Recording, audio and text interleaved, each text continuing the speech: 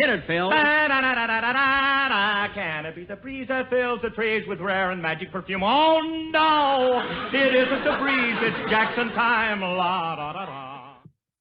Well, hello again. This is Buck Benny speaking. I am joined with Kathy Fuller-Seeley here. This is the golden age. So much is just going so brilliantly in these shows. Oh, and you can't, I mean, there's things in this episode, you guys are in for a treat. I mean, it's just every one of these episodes that we're playing now in 47. It's why I had one of these guys to join me for the 47 episodes. There'll be things, the focus is not like on Mary. Mary's just there. But the writing for Mary is so much fun. She'll throw in little zingers and sing little things, and it's just beautiful. It's like every character, they just are playing to that character's strengths, and it's just beautifully done. And they're still introducing new things. So let me talk a little bit about what this arc. I didn't realize it introduces so many things, but we essentially are firing the sportsman, and then Jack was trying to get him back last week, and this week is still going to focus on that some. And but last week, something we didn't talk about that much was Mel did the sound of essentially the Maxwell, but at this point it's not even called the Maxwell, we don't think, as we're talking about it. It's just Jack's car, but he does the whole sputtering sound and everything, and that's the first time he'd ever done it was last week on last week's show. And he did it like it was an extended piece. I mean, he tried to get the car started 3 times. I mean, I know that this was an extended piece because the other thing I've done that I don't know if John even knows that I've done, I think Kathy knows I've done this, is with last week's episode, when we presented on YouTube, and I'm going to do it for this week's episode as well, I synced it up to the script from 1947. So the actual script, when you play the episode on YouTube, it'll go through the script and it'll go through that whole page, and then once they're to the next page, it'll switch to the next page. For me doing that, it probably took me 2 hours to get that done, but I think I learned a lot from it, and I think now I can do it probably within an hour. And really, for preparing for this show, I have to listen to the episode anyway. So I'm figuring what I'll do is I'll do it before I ever share the episode with you guys, and I'll just, as part of my listen that I have to do anyway, I'll sync it up. And so chances are it'll only take me an extra half hour over the time I'd have to spend anyway. So it's going to be fine. But I think it's fun to watch how that all is synced up and to watch as it comes across. But I can kind of judge, I kind of go, okay, about 90 seconds per page is essentially close in the ballpark, and then I'll steer it up or down to get it right. Well, I did that on that page, and I had to redo that page like 4 or 5 times. I go, it can't be this long, and it's like it keeps going because they do the bit, he does the sound, and then they're like, oh, that almost worked, let's try it again. And then there's something, I can't even remember the joke about rolling down the window. So they roll down the window and try it again, and it eventually works. But it takes a nice extended piece. So if you like that bit of Mel doing that, listen to last week's episode, because it's really interesting how they introduce that whole thing. Now on this episode, they'll introduce some new stuff, but let's go around first, and I'll talk about anything we don't pick up on. But let's go to John first. John, what did you think about the episode? To me, it's a little more. It's probably, of all the episodes, this is probably the most filler of the episodes, because we don't yet get to the new quartet that he's going to bring on next week and things. But I still really like the episode. But go ahead, John. Yeah, I think it's hilarious. I think the energy in the episode is, sometimes what's most fun about listening to the Jack Benny Show is how much fun the cast is having and the audience is having. Like even the bit with Mary reading her letter from Mama. She's been doing that for a long, long time. I was actually surprised. I'm like, 47, they're still doing this letter to Mama thing. Yeah. But the crowd is just roaring. Like, it was okay, but like the fact that they were having so much fun, I enjoyed it way more. And then Dennis Day, his bit is hilarious from beginning to end. And I guess, are we going to spoil this? Go ahead. Yeah, you go for it. Go for it. Okay, so so he does the thing where he'll end up doing over and over again, where they set him up. He describes something that he's doing. In this case, it's shaving, and he's like, "Oh, I had so much trouble, with the razor." And then he says, like, "Well, Jack sets him up with like, oh." Did you plug it in? As one thing he says. Sure. So one of them is like, "Oh, the razor. Did you plug it?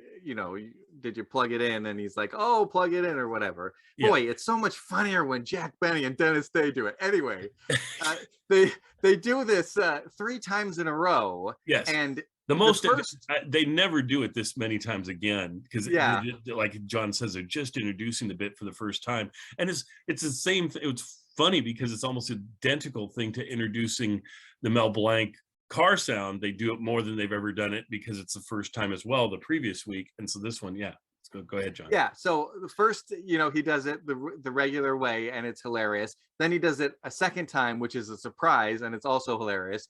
Then he does it a third time, and Jack sort of stops him, and it also is hilarious. And then they do 2 callbacks later in the show. Once where Jack does it, and it's not quite the same. And no. Then Mary does a callback at the end, and I think people aren't quite sure what's going on. but it was very funny, and it was lots of fun to see also the origin of that bit, and why they would continue to keep doing it over the years. And I want to pop in about that bit really quick, because I love it. I love that bit. The problem I have with it is I think over time it limits some of what Dennis is able to do, or what they allow Dennis to do, because Dennis gets 2 pages of script time or whatever in every episode. So if that 2 pages of script time is going to him saying, "Oh, bathing suit," or whatever, right? It's because they have to build that joke and then create the joke, and it's essentially the same joke. And so he does that so many times over the next decade of shows or whatever, that I feel like I kind of wish that they didn't have this bit for him, because I liked him better with, you never knew what crazy thing he was going to say or talk about, or what it was going to happen. Now you kind of know, oh, they're going into this bit, and so that becomes the whole thing. And that happens with a few of the characters on Jack's show, where they do certain things. Well, Mary's a good example with her letter to Mama, or her poems, that they kind of just grab, oh, we'll just do one of those, instead of coming up with a new thing. And you just never, the writers are so good at coming up with new things. I want to hear new things. And sometimes you don't get that. They never really, with Jack, they leave Jack pretty open, where he can go anywhere. He doesn't, certainly they talk about age. Certainly there's general pieces, but it's not the same thing over and over again. Whereas with Dennis, you can say, this is the same exact bit. You know what the punchlines are going to be, and it always works. I'm not saying it doesn't work. I'm just saying, there's a little more freedom I wish they had than pigeonholing him in just this, oh, this and oh, that thing. But sure. Kathy, go ahead. You were going to say something. You all are absolutely right. And it shows the challenge of trying to keep a show popular and in the top 10, top 5. You could say the writers at Saturday Night Live have the same problem. You come up with a little sketch. It really works. You repeat it because you're getting, the mojo down. Yeah. But then if you do it too often, it inevitably goes downhill. And while good example, Kathy, of that, the Happy Days, sit on it, Potsy.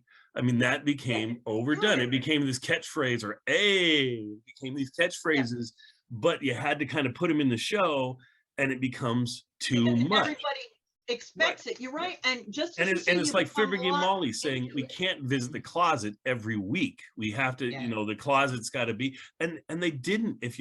People remember the closet as like the thing, but if you listen to the shows, it was like once a month they visited the closet, or even less frequent than that. But on the other hand, just as you all have been saying about this episode, the genius of doing things in threes. The repeat, the build it up. When they get to the talent agent's office, and he's got 3 quartets for them to listen to. That's right, yeah. Or for the Chicken Sisters, 3 songs. So there is a sort of genius of building this up, and it's kind of like trying to create a song or an arrangement or something. And how do we balance? How do we how do we keep that mojo going? And No, certainly the Joseph first time you're introducing something you want to keep going, Right. doing it 3 times is cemented in the audience, and so then next week we can do it, and it'll be a Yeah. callback to this week, and then you've got it Yeah. good to go forever. So yeah, Exactly. So as I said, I admire, but it can be frustrating when they let things go on too long or run out of great ideas for something. But when it all works, it's genius. Yes. And it can go so fast. yes, So Yeah, the and it's dialogue. interesting which things they keep for how long, right? Like something like The Sportsman Quit, that's an arc and then it's over, right? yes, And there's some things that they do for a whole season and then after the season it's over. And there's other things that they do for 30 years or whatever, right? right. Well, and one of them that stood out to me recently was, and I've talked about it before, I think, was the Jack wanting to change his name to John so that they couldn't make as much fun of his name and things. And then of course they immediately go to Phil shows up and immediately say, "Hey Johnson," and it is right back to making fun of his new name. So they use it for just one episode, but it's a hilarious, well done episode. And it just struck me that I was like, how often do you hear such a funny one-off episode that they never really revisit? And it's very seldom. They love to revisit things, and I love it that they do revisit them. It's just that balance, and I'm sure they were fighting over the balance of how often do you bring something back up, how often. And it's got to be because if all of our audience are huge, are grateful for them. Remember, these shows were live; they were not repeated. They're not, they weren't supposed to be recorded. So it was what stuck in the audience, in the listener's mind. And if you were a regular listener, some people had, could say, oh, even though that was 5 years ago, it seems like it was yesterday. And other people, might miss a couple episodes. And so there's so many things you had to balance, but it does truly amaze me that audiences back in the day could remember so much. Yeah. We can play all these because we have them as recorded versions. We can stream them. We can binge listen to them. We can stop them and go and repeat them and go over such little things. It amazes me when I hear people talking about listening to the shows years ago, the things that stick in their memory. Yeah. Oh, for It's sure. all pretty cool. So, I agree. But they said, but I really admire what the writers were able to do. With this mixture of new and old, and how often you repeat, and how do you structure things. So that would indeed make it tough, add to the toughness of you trying to put a script with it. Because, that's the problem they also faced when they're broadcasting it, was the length of time you had to leave for the laughs. And if you've screwed up and you've got a blooper and the laughs go longer, you're suddenly having to somewhere cut something. Yep. So. And then it depends on the speed they deliver the lines. Last week's, and I think it's going to be interesting with me syncing up these scripts, because it's going to give me a different insight into it. Like there's one point where Don doesn't want to do the commercial. And Jack says, "No, you go ahead, you need to do the commercial." And so he does it. And he says, "I'm not happy about it. You're not going to like this," or whatever. And he just runs through the commercial really fast. And so that page, I think I put 90 seconds on it or whatever. And I had to bring it down because he reads half the page in just 20 seconds or something. So I think that page ended up being 50 seconds to get through instead of the standard 90 seconds or 120 or whatever. So it's just kind of fun to see that, and it just depends on what they're doing, what the bit they're doing, and how long it will take to do.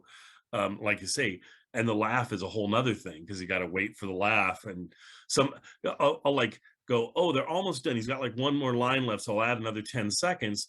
But then it's like, oh, that had a big laugh. I have to add 25 seconds or 30 seconds to get the laugh in and everything else.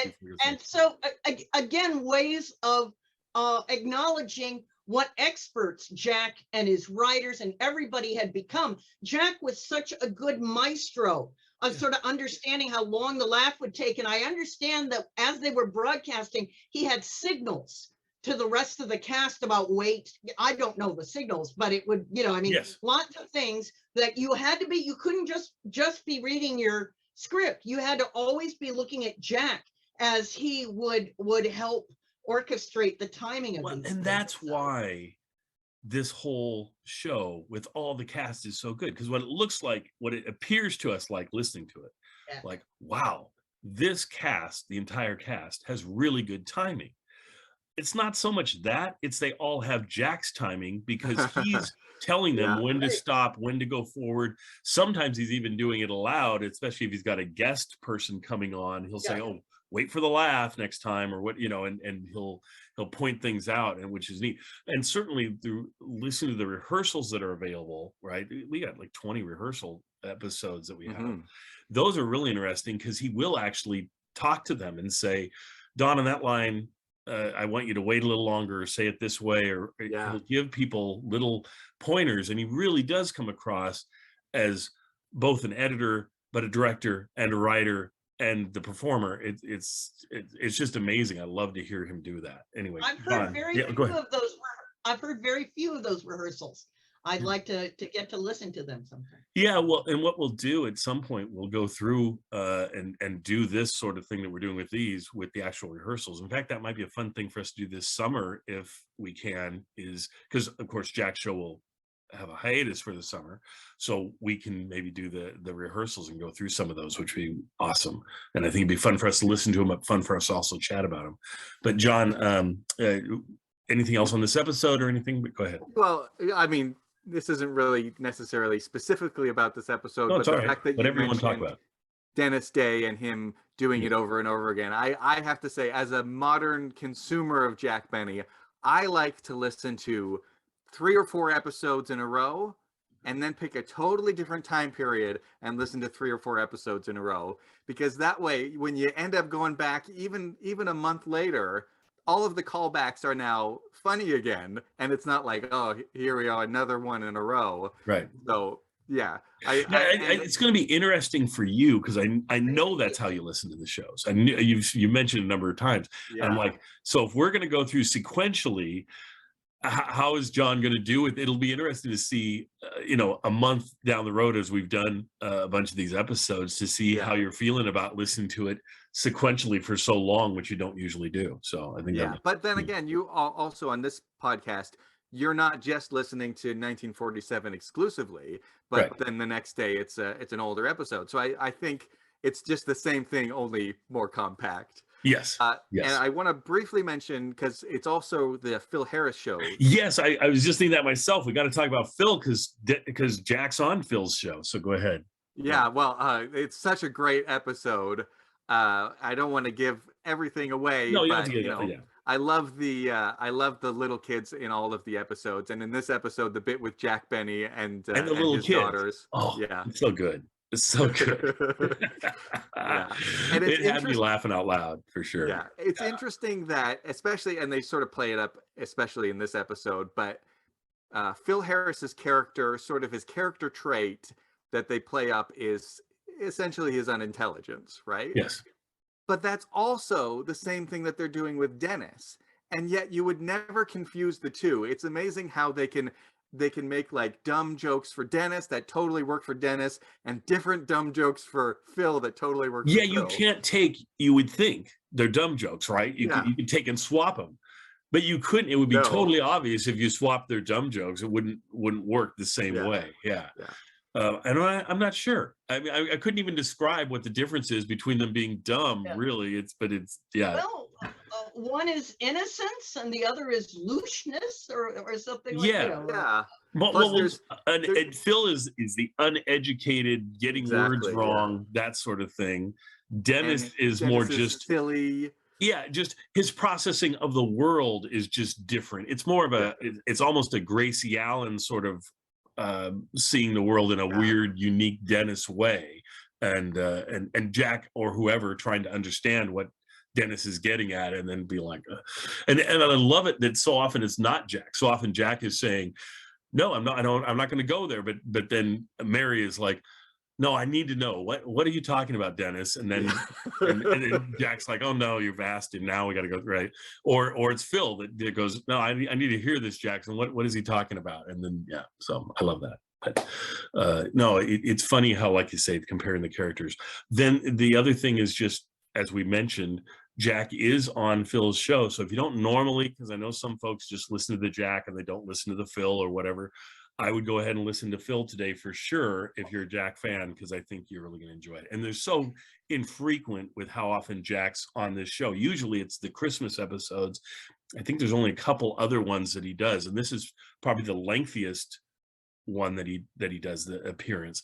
And Wow. and I thought I'd mention too, early on, this is the first season, of course, of the Phil Harris and Alice Faye show. Early on, when they're still on the same channel and everything, they can do more back and forth, and the shows are a lot more tied together than later on. I mean, when they're going out of town, they'll both be episodes taking place in Palm Springs, or they'll both be train episodes, or they'll both, so there's lots of things that carry through. And Phil will mention Jack's show far more often in these early years. Certainly once they change and one's on CBS and one's on NBC, there's almost no interaction between the shows anymore. Yeah, that would be verboten. NBC would insist on it. So I had not heard much at all of the Phil Harris Alice Faye show, so it was very interesting. I don't think on Jack's own show that he would ever have given a quarter to the kids. So I'm always amused by if you listen enough old radio and you hear, when I've heard Jack be on other people's shows, like Eddie Cantor's show or a Groucho Marx, when Groucho was on for either 7-Up or a beer or something. And the other writers, usually fall into that pattern. Oh, we need to have him try to steal away cast members, or we need to play up Jack's cheapness. And you learn that other writers are never quite as good. No, or as subtle as what Benny's own writers can pull off. And so Jack in interviews talks about it. Jack will say in interviews, when I go on other people's shows, man, I am cheaper than I've ever been on my show. I'm more vain than I've ever been on my show. I'm old, the 39 thing, they play around with that way more. He says, he's like, I would never let my writers write what these other people are writing, but if I'm going to be on their show, it sounds like he just would go with it and do the best he can.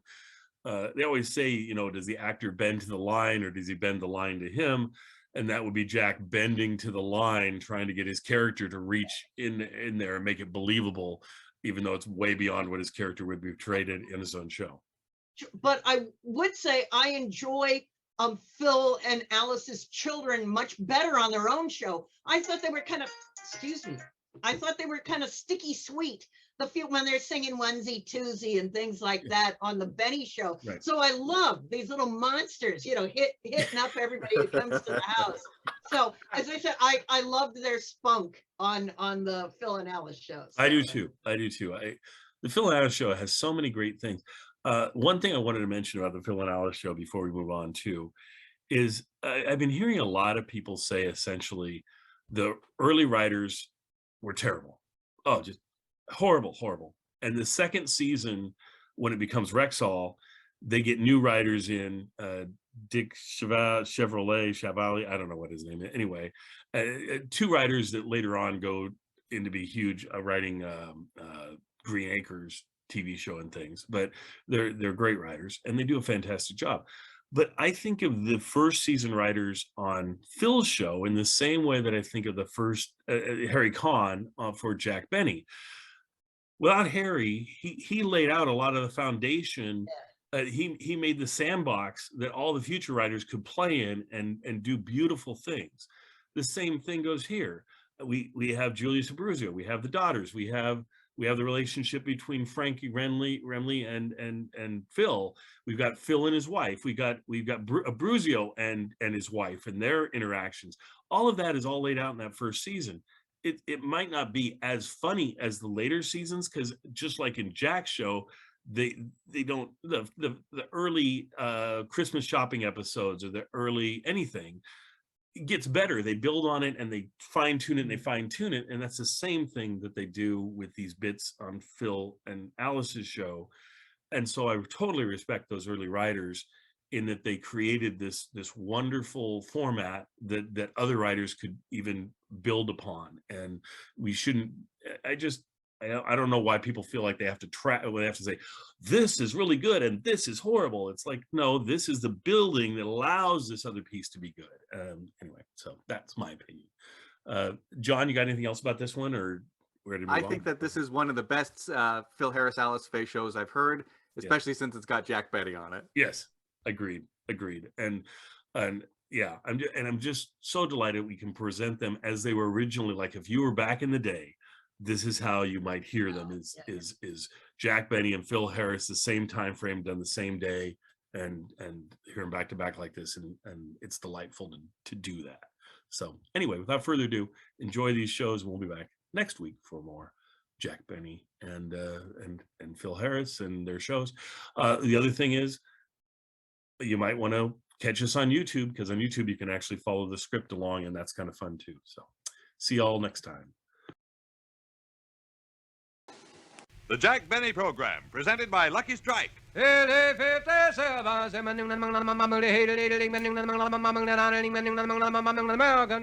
a cigarette, it's the tobacco that counts. And LSMFT. Lucky Strike means fine tobacco. First, last, always. LSMFT. Yes, Lucky Strike means fine tobacco. Friends, it's only common sense that fine tobacco is what counts in a cigarette. And season after season, independent tobacco experts, men who spend their lives buying, selling, and handling tobacco, can see the makers of Lucky Strike consistently select and buy that fine, that light, that naturally mild tobacco. Fine, light, naturally mild tobacco. Real Lucky Strike tobacco. Fine tobacco that means real deep down smoking enjoyment for you. So smoke that smoke of fine tobacco, Lucky Strike. So round, so firm, so fully packed, so free and easy on the draw. At 59 American.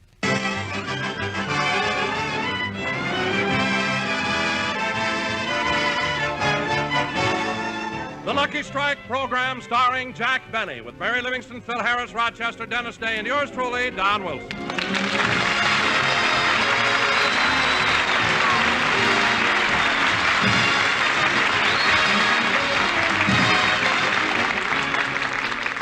And now, ladies and gentlemen, let's go out to Jack Benny's home in Beverly Hills, where even as you and I, Rochester is filling out his income tax.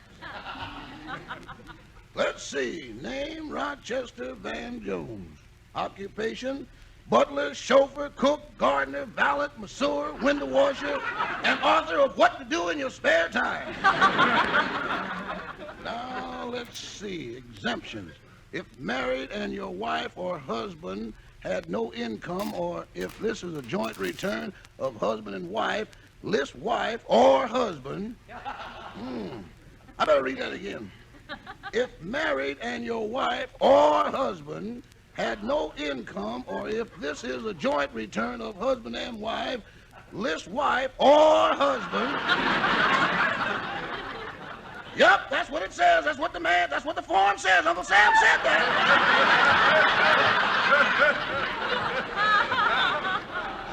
Well, fortunately, I'm single and have no wife or husband. Now, let's see. Enter your total wages. Oh, hello, Rochester. What are you doing? I'm filling out my income tax, Mr. Benny. It certainly is complicated. I'll help you out if you like. I sure would. All right, let's see the form. Oh, Rochester, look at all the occupations you listed. You don't work that hard. I don't, eh? No. I got housemaid's knee clear up to the hip. What? And at that point, middle-age spread takes over. Rochester, if you want me to help you, pay attention. Now, let's see. Your income. What was your income last year? I don't want to tell him what my salary is. Why not? Boss, you pay it to me, and I'm even ashamed to tell you. Rochester, you've got to put down your salary. Can I write it in red ink? Red ink, why? I want them to know I'm blushing. Never mind. Now for the next question. List any extra monies you received as gratuities, gifts, or bonuses from your employer. Oh, boss, come now.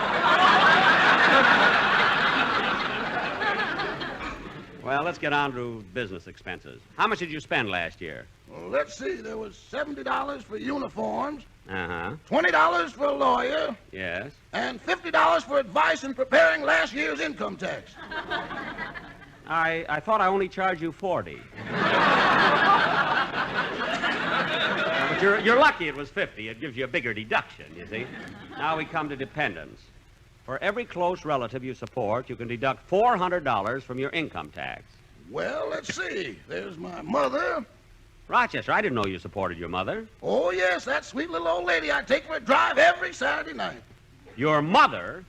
I happen to know that every Saturday night you take my car and go up on Mulholland Drive. M is for the million thing. Rochester! Now, don't give me that stuff about your mother.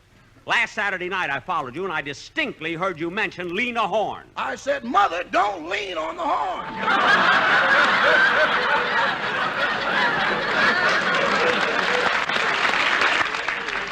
Oh, sure. Now, Rochester, after you sign this, all you have to do is... I'll get it.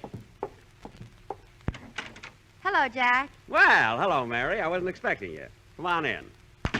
Jack, it was such a beautiful day. I thought we might go for a walk. Yeah, let's do that. I feel like going out today. In fact, if you hadn't come along, I was going to call up my girlfriend, Gladys Zabisco, and invite her out. Oh, is Gladys still around? Certainly. Why? I thought Louis B. Mayer auctioned her off last week.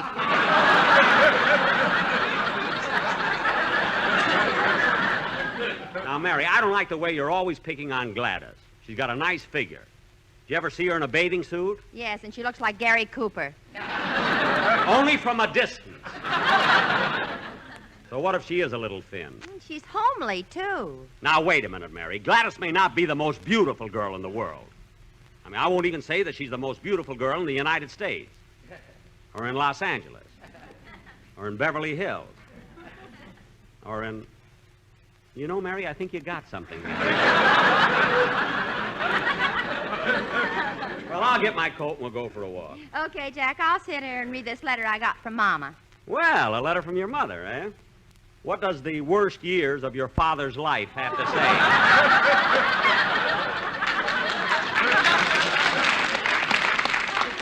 I'll read it to you. Go ahead. My darling daughter, Mary, everything is fine at home, and the weather is getting to be real nice. We're pretty sure that winter's over now, because last month a groundhog came out of his hole, saw the sunshine, and went back in again to wake up Papa. What? Papa came out, saw me, and punched the groundhog right in the nose. Oh, your mother just put that in for a laugh. Now, where was I? Oh, yes. Even though it's nice now, 2 weeks ago, we had a severe blizzard, and when your Uncle Harry came in from the barn, his milking hand was frozen. Gee. I hope it thaws out soon, as I'd like to get the cow out of the house.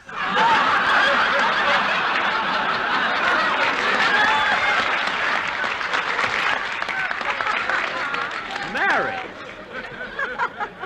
Mary, you mean to tell me... Jack, please. Oh. Your sister Babe and I are going to the movies tonight and see a new picture. I heard that the picture's all about Jack and his violin. It's called The Beast with Five Fingers. No other news. Love and kisses from your mother, the shocking Mrs. Livingston. That's the silliest thing I ever listened to. Oh, wait a minute. P.S. I think your Uncle Harry is thawing out, as I just heard a little squirt in the bucket. Mary.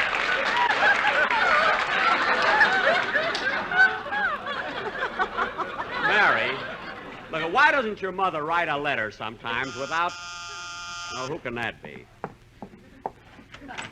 Say, Mr. Benny, I came over to ask you if it's all right to... Oh, hello, Dennis. Hello. I came over to ask you if it's all right to... Hello, Dennis. Hello. I came over to ask you if it's all right to... How do you feel, kid? Thanks. I came over to ask you if it's all right to... Dennis, what happened to your face? It's all cut up. I know. When I shaved today, I tried out a new blade. Gee, the way you're cut up. What kind of a blade was it? Single-edged or double-edged? Double-edged. Gee. Well, maybe you didn't have it in the razor right. Oh, razor!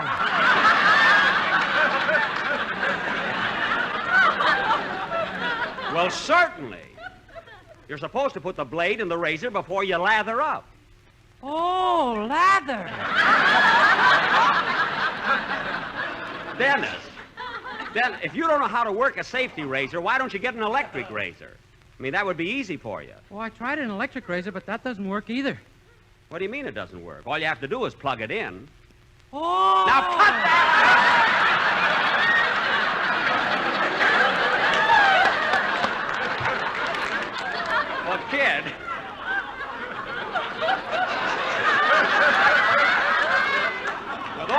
trouble you have, you're better off going to a barber. Anyway, you haven't got a very heavy beard. I know. I take after my mother. Yeah.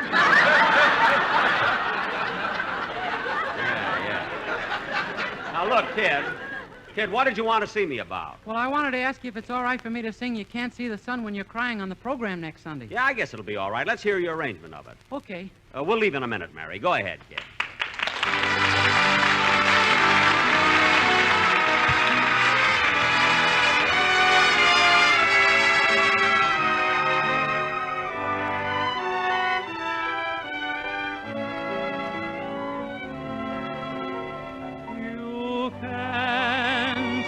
The sun when you're crying.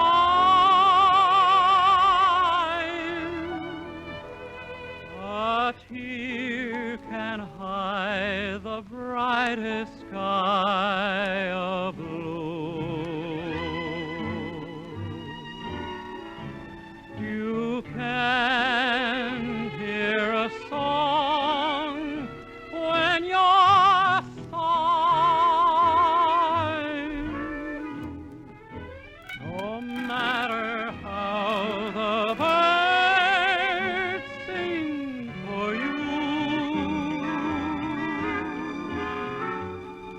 suppose you made believe your eyes were cloudy window panes. I'm sure you'd clean them up to look for rainbows when it rains. You can see the sun when you're crying, so smile and let the sun shine through. Suppose you made believe your eyes were cloudy window panes. I'm sure you'd clean them up to look for rainbows when it rains. You can see the sun when you're crying. So smile and let the sun shine through.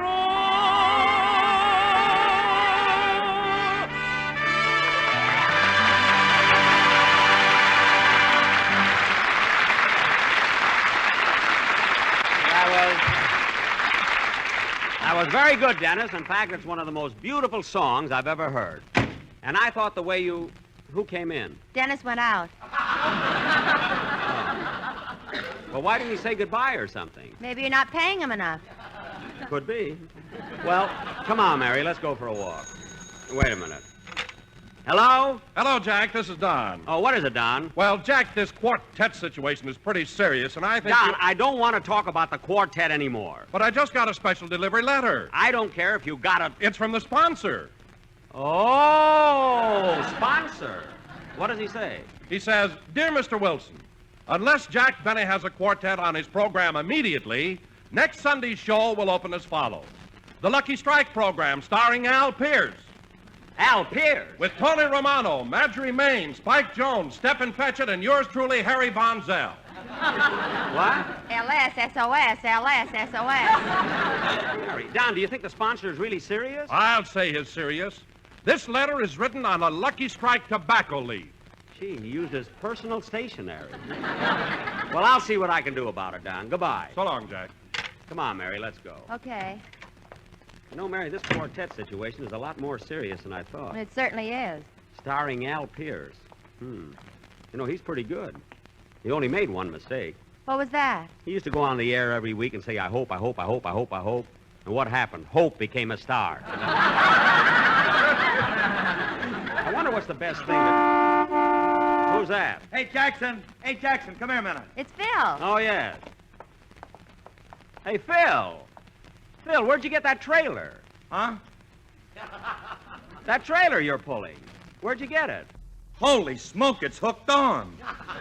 What? That's my garage. Oh, for heaven's sake. I better wake up the maid. She lives upstairs. Don't bother, Phil. She probably likes the ride. What are you doing around here anyway? Well, look, Don called me up this morning and told me you were in a lot of trouble with that sponsor about the Quartet. Phil, don't worry about it. I ain't worried, Jackson. I'm thinking about you. What? I'm young and cute. I can get a million jobs. You don't have to worry about me either.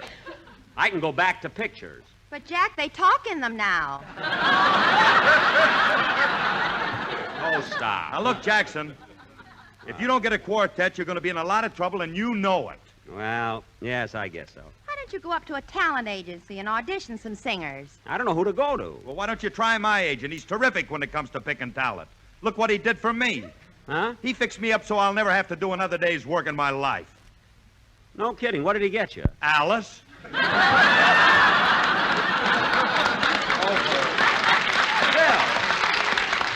Phil, you mean to tell me your agent got Alice for you? Sure, and when we get 10 kids, we have to give them one. Well, Phil, with all your joking, maybe you got something. I'll go and see your agent about a quartet. Okay, here's his card. Thanks, Phil. Thanks a lot. So long, Jackson. So long, Livy. Come on, Mary. We'll go and see Phil's agent.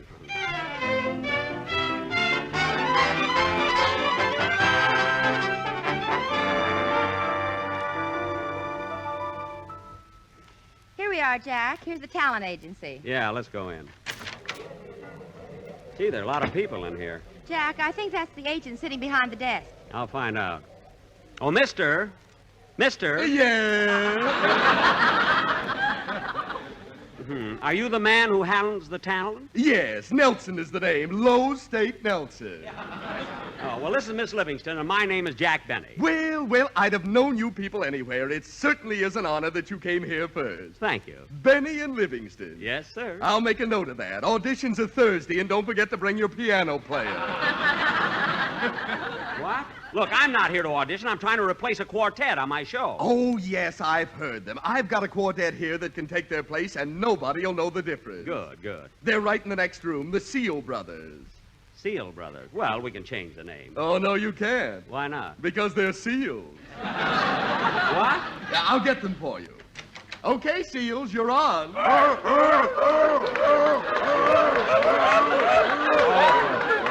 Oh, for heaven's sakes, 4 seals. There used to be 5. I gave my wife a coat for Christmas. Look, I'm not interested in your wife, and you can send those seals back to their cages. Okay, you can go back. He doesn't want you. What are they mad about? You broke up their gin rummy game. Come on, Mary, let's get out of here. Okay, but I've got another quartet for only $60. I don't care if... $60? Yeah. Sit down, Mary. Let's hear them. Hey, come on in, fellows. They turn out to be gophers, there's going to be trouble here. Look, Jack, he isn't kidding. It's a real quartet. Yes, yeah. Mr. Nelson, what are the names of these 4 boys? John, Charles, Irving, and Thomas. What'd you put Irving in there for? To keep from being sued. Well, okay, Mr. Nelson, let's hear him. I want a girl just like the girl that married dear old Dad. She was a pearl and the only girl that they had.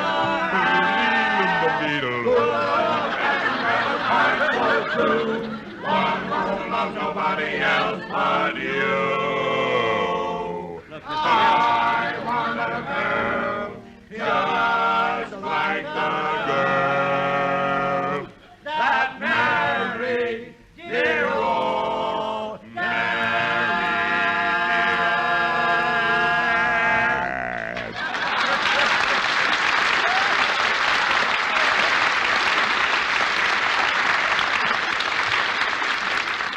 Well, how'd you like them, Mr. Benny? Well, I don't know. What do you mean you don't know? Their voices are beautiful. They sing like larks. And the fat one looks like a bald eagle. Look,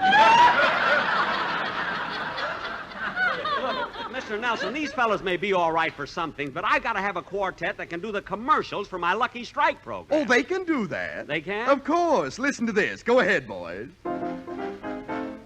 I want a girl just like the girl that married Effie Boone. Effie Boone? Like a Lucky Strike, she's the one I like with her. I'd like to spoon and No, boys, look, that's not what I want, fellas. Look, Mr. Nelson. No, fellas, that's not it. Look at boys. Not that, not that! Why'd you stop them? What's wrong? Well, they're not exactly what I want. Well, very well. All right, boys, you can go.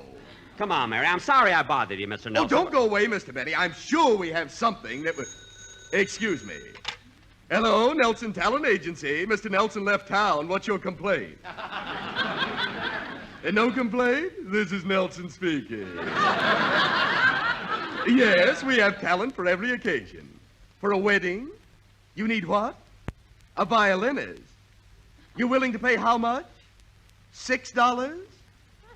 And dinner? I'll look in my book and see. Violinist. No, I'm sorry. We don't have any violinists available. Oh, Mr. Nelson, don't hang up yet.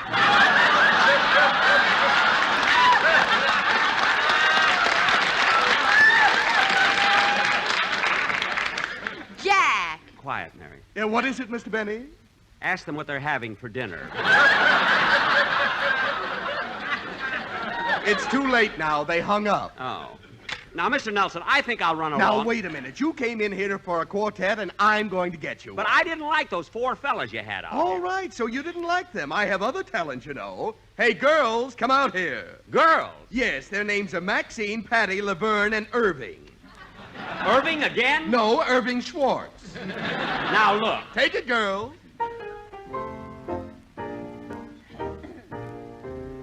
Kiss me once and kiss me twice and kiss me once again. It's been a long, long time. So very long. Haven't known kiss me twice and remember when it's been a long, long time. You never know how many things I think about you. No, girls, no, that's not what I want either, Mr. Nelson.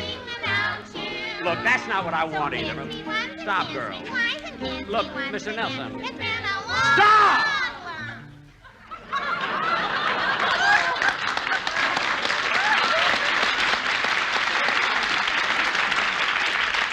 Mr. Benny, why did you stop them? They're wonderful. But they're not what I had in mind.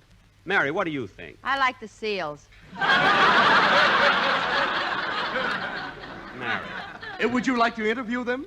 Well, all right. Now, girls, are the four of you sisters? I am. I don't know about the other three.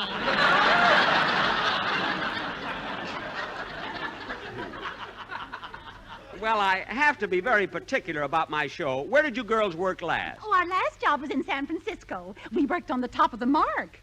Well, that's pretty good. How long did you work on the top of the mark? 2 months. Why did you leave? We finished painting the roof. Oh,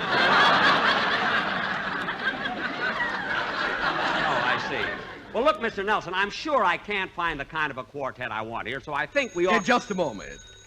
Nelson Talent Agency. What? Oh, yes, just a minute. Fido. Fido, you want it on the phone. Look, Mary, it's a dog. Yes, and one of the smartest talking dogs in the country. A talking dog? I don't believe it. I'll show you. Here he comes now. Fido, how old are you? Fido, how old are you?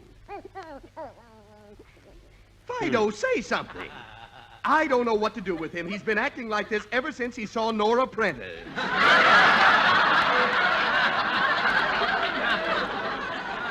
Some talking dog. Fido, if you don't talk when we have dinner tonight, I won't let you bury your bone in my mashed potatoes. Now, come on. How old are you? I'm 7 years old.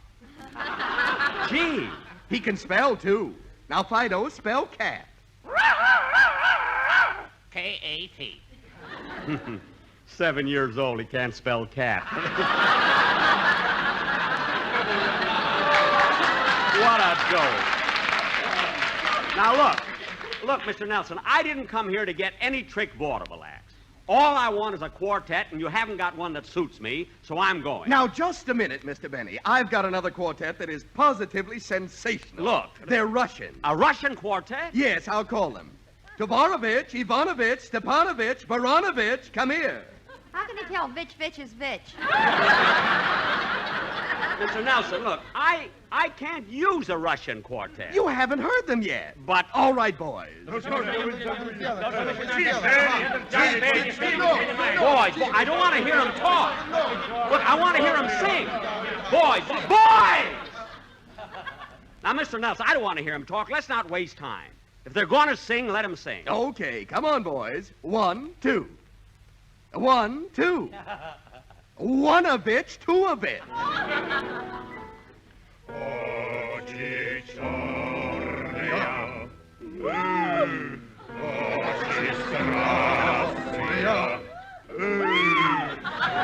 do they have to do that?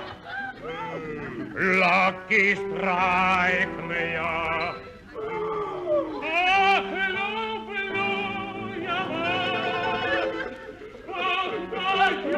Boy, don't cry. Look, fellas, you don't have to cry. Boys, you don't have to cry, really. You may get the job. That's not what I want. No, that's not what I want. Look, Mr. Nelson, wait a minute. Fellas, wait a minute. Come on. Wait a minute.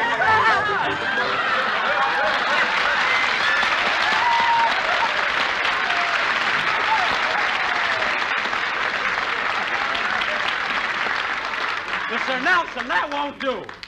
Come on, Mary, let's get out of here.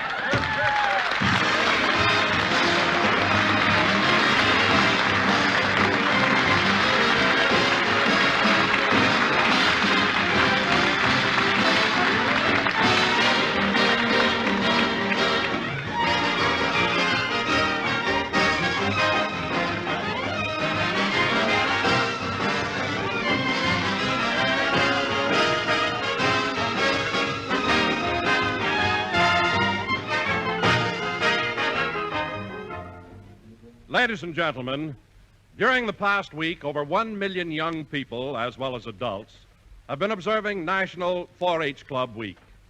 4-H clubs are made up of boys and girls who are agreed to learn to do by doing some phase of farming, homemaking, or constructive community activity. I, for one, am happy to salute the fine work of America's 4-H clubs and urge all boys and girls between 12, 10, and 21 to join, and all qualified adults to enroll as leaders in their locality for the continuation of National 4-H clubs. We'll all be back in just a moment, but first, here is my good friend, Basil Rysdale.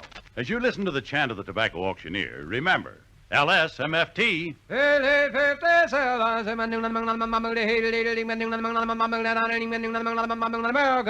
Lucky Strike means fine tobacco. And fine tobacco is what counts in a cigarette. Speaking of fine tobacco, here are the words of a man who really knows tobacco, Mr. Frank A. Brown of Stoneville, North Carolina.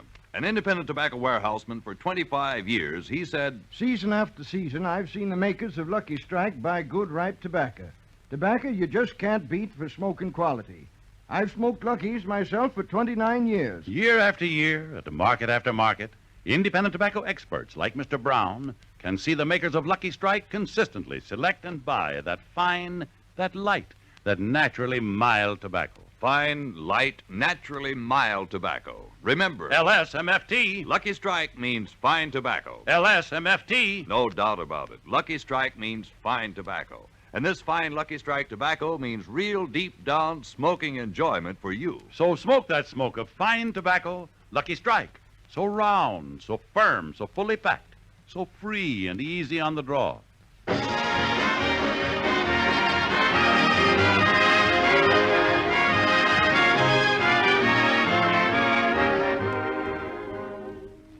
Say, Don, where's Jack? Well, Mary, he had to leave. He's on Phil Harris's show. Gee, I didn't know he was going to work on Phil's show. Yes, I heard them talking in the hall, and Phil offered him some money. Oh, money. Good night, folks.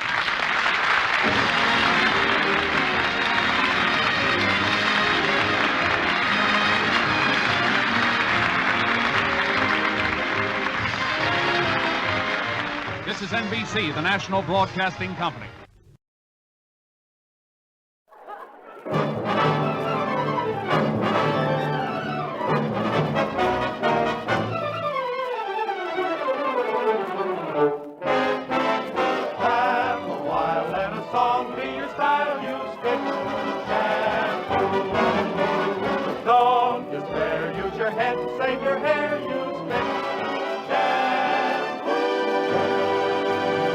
The F.W. Fitch Company presents The Fitch Bandwagon, starring Alice Faye. You'll never know just how much I love you.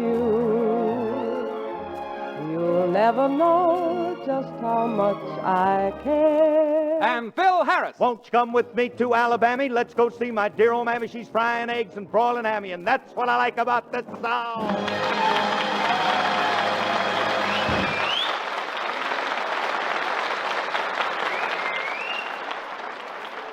Let's go back to a few minutes ago. The Jack Benny program has just finished, and we find Phil Harris walking down the hall here at NBC.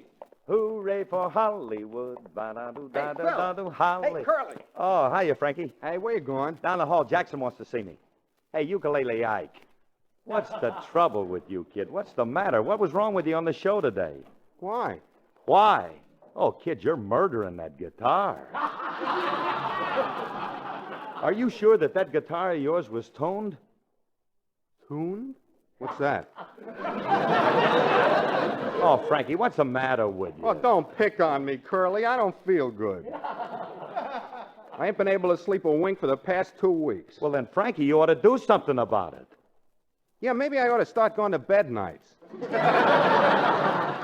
Frankie, I don't know why I even put up with you. You're the worst guitar player I ever heard. You're tone deaf, you can't follow the beat, and you always play off key. Yeah. Lucky I'm in your band, ain't it? All right. Forget about it. Now, look, I want you to hold the band a few minutes because when I get through with Jackson, I want to run over a number. Okay, Curly. All right. Now, let's see. Here's Jack's dressing room. Look at this notice on the door. Wanted. Use foxtail for 1919 Maxwell.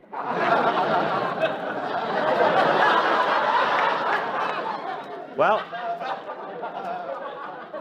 he wants to see me. I guess I better go in. Hiya, Jackson. You sent for me? Oh, hello, Phil.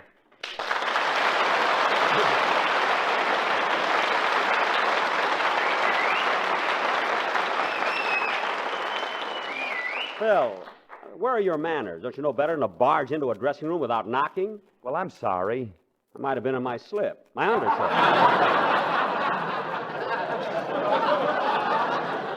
Now, close the door, will you? My head is getting cold. Okay.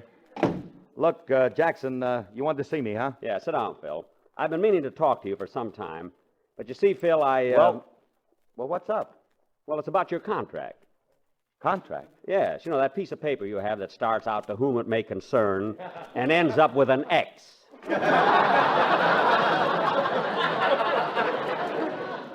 Oh, that? Yeah, you see, this is March, and your contract is nearing its expiration.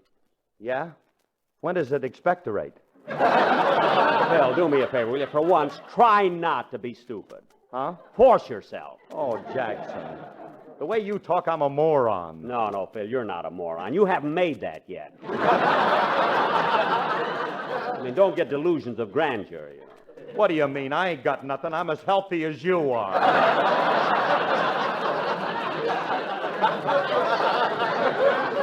I'm not satisfied on my own show. I have to come over here for that. Phil, what I have to say is very important. Perhaps it would be better if we discussed it later. Say at your home.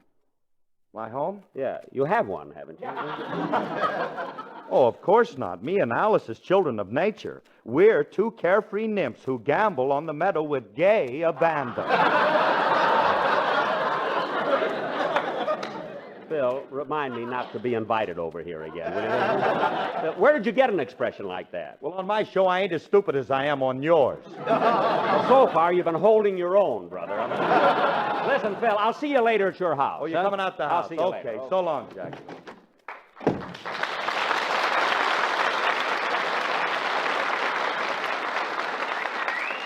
Hey, Phil, the band's still waiting. Are we going to run over that number? Yeah, Frankie, wind them up. I'll be right with you. Okay, Curly.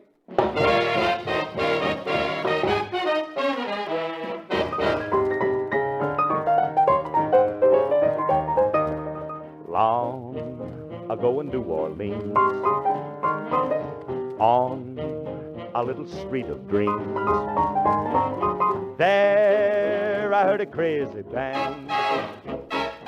That was where the blues began. There was Memphis Joe with his hidey-ho moaning on his saxophone. There was Slip-Horn Slim, you've heard of him, and his laughing slide trombone. Peg-leg Pete playing hot and sweet on the bacon pot of can. Dancers swayed as they played, that was where the blues began. There was Dog-Faced Chet with his clarinet hitting high notes up and down. Smokey Moke was there with his slick black hair beating his drums like a clown. While the bugga of the big brown jug by a hepcat dressed in jeans, that was where the blues were born in New Orleans. Peg-leg Pete and his violin, made of bacon pot of tin, hollers out, let the folks come in. Dog-Faced Chet and his clarinet, the cutest pair I ever met, broke his reader, I'd been there yet. Memphis Joe and his saxophone, Slip-Horn Slim and his trombone, they tuned up and settled down, then they all went to town. There was Big Nose Tess from the greasy vest weeping in her glass of beer. There was Gambler Jake playing table stakes with a seaboat engineer. Natchez Lil, she was dressed to kill, singing love songs about her man. As she moaned, people groaned, that was how torch songs began. Then a cat named Sam in from Alabama started shooting up the flow. Everybody broke through, the pistol smoke filled the windows and the door, while the roar of the 44 busted up those happy scenes. That was how the blues were born in New Orleans.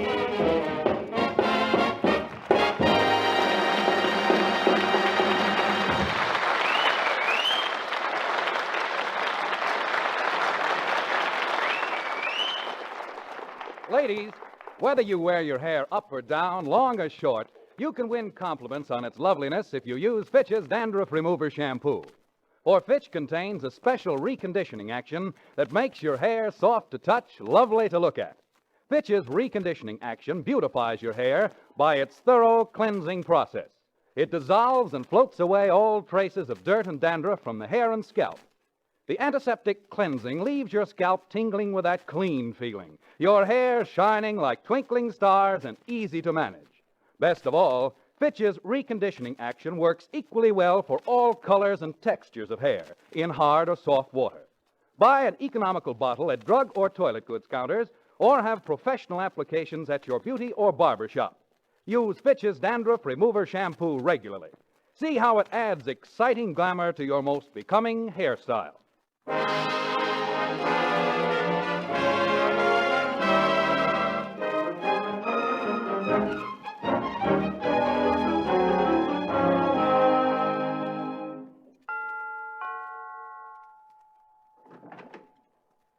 Yes? Hello, Miss Fay. I beg your pardon. Miss Fay, don't you recognize me? Julius Abruzio, the grocery boy. Oh, of course, Julius. Come in. Gee, you're all dressed up. You look so nice in that blue suit, and your hair all slicked back, and your shoes all shine. Yeah. Now smell me. Must I? Go ahead, don't be scared. I got on some cologne for men only. You have? Yeah. It's called Mad Bull number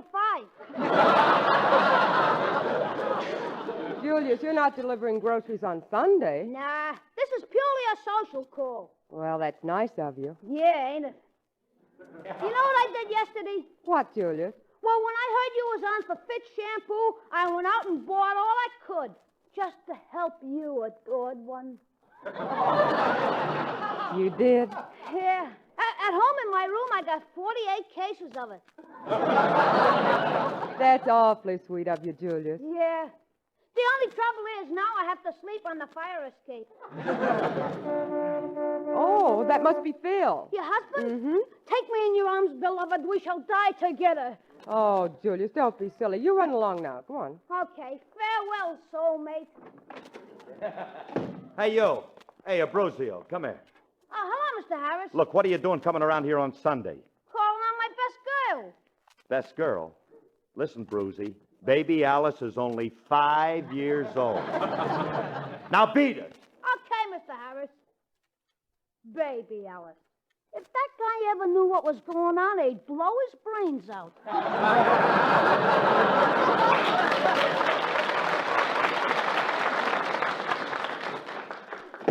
Oh, hello, Phil. I heard you drive in. Hiya, kid.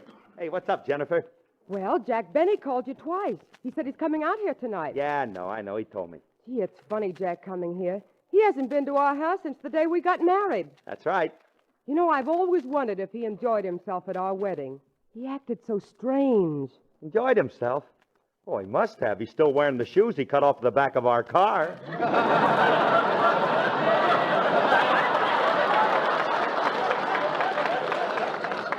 Well, have you any idea what Jack wants? No, I don't know what he wants. He said something, I don't know. He was talking about something about next year's program or something. Next year? Oh, Phil, you don't suppose he's thinking of... Firing me? Nah.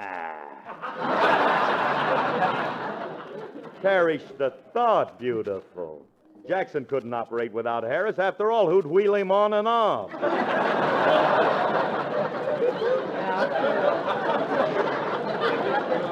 Phil, don't be so sure of yourself. Think it over. What do you actually do on that program? Do? Are you kidding? What do I do?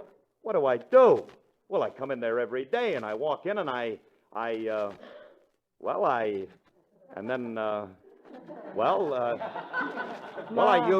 My, how do you handle all that in a half an hour?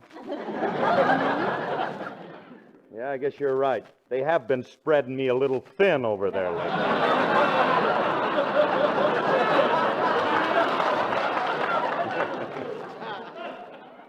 And come to think of it, Jackson's a little sore anyway, you know. He's sore at the band since we did that show from Nashville. Well, what happened there? Wasn't nothing. Only each musician showed up at the broadcast with a coon dog and a jug. Well,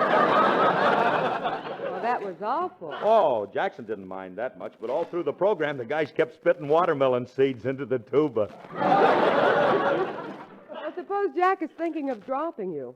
What are you going to do about it? Oh, dropping me? I can't stand for that. I got to be with him. Hey, look. I got it. Maybe we can play on his sympathy. You know, tell him we're broke or something. Oh, Phil, he'll never believe that. He knows I've been making pictures for years.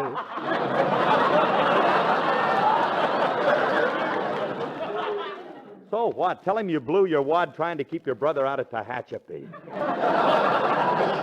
Very funny, but it so happens Tehachapi is a woman's prison. Well, that's why it costs so much. But you know, honey, seriously, I'd feel awful funny about not being with old Jackson. Gee whiz, I've been with him 11 years now. I got to stay with him, honey. I got to. Well, even if it means taking less money. Well, don't feel too badly, Phil. It's always darkest before dawn.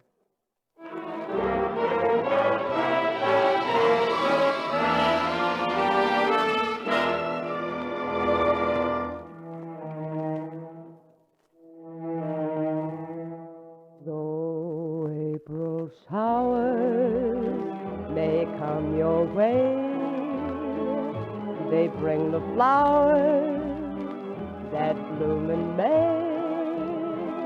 So if it's raining, have no regrets, because it isn't raining rain, you know, it's raining violets. And where you see clouds upon the hills, you soon will see crowds of daffodils. So keep on looking for a bluebird and listening for his song. Whenever April showers come along.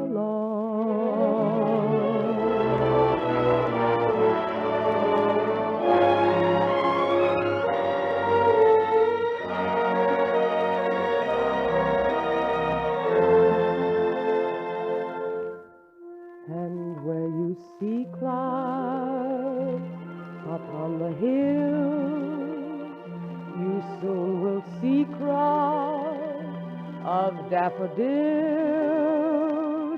So keep on looking for that bluebird and listening for his song. Whenever April showers come on.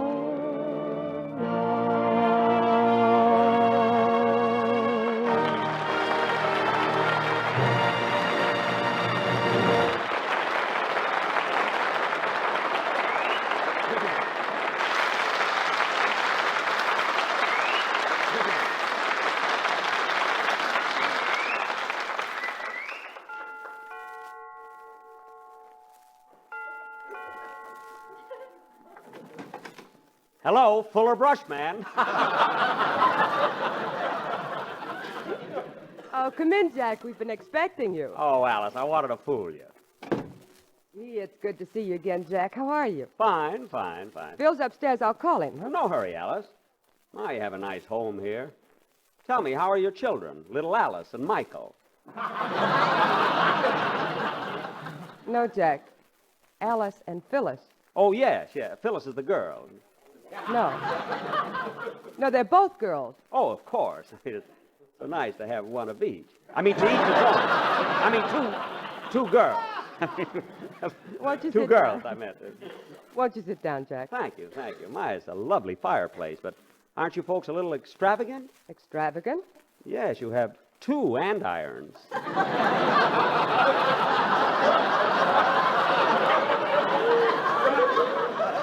Well, just make yourself comfortable, Jack. I'll tell Phil you're here. Thank you.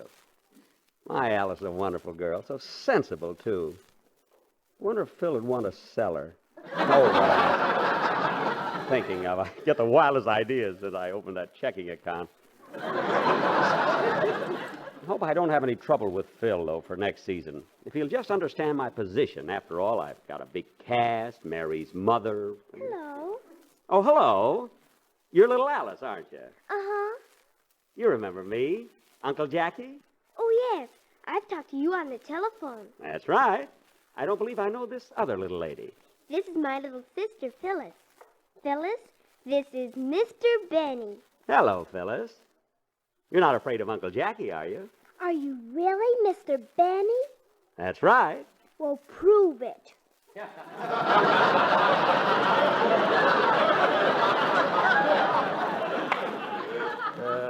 Prove it? Yes, go ahead. Do something stingy.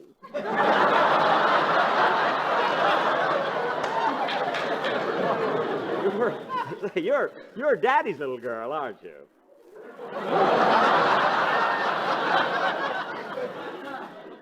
Sure, I'm Daddy's little girl. Whose little girl are you? All right. Sorry I started. Maybe I'll have better luck with the other one. Alice, what do you have there? Our piggy bank. It's full of quarters. Quarters? Oh, well. How'd you get it so full? Everyone who comes to see Mommy and Daddy gives us one.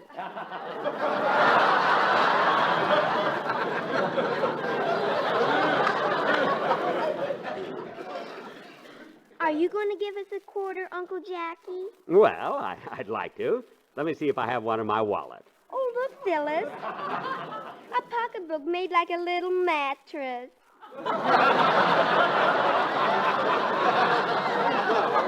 No, it's not a mattress, honey. You see, I keep my watch in there, and the ticking fooled you. Oh, Jackson. Oh, murder! Let me see here. I think this is a quarter. So hard to tell through the green mold.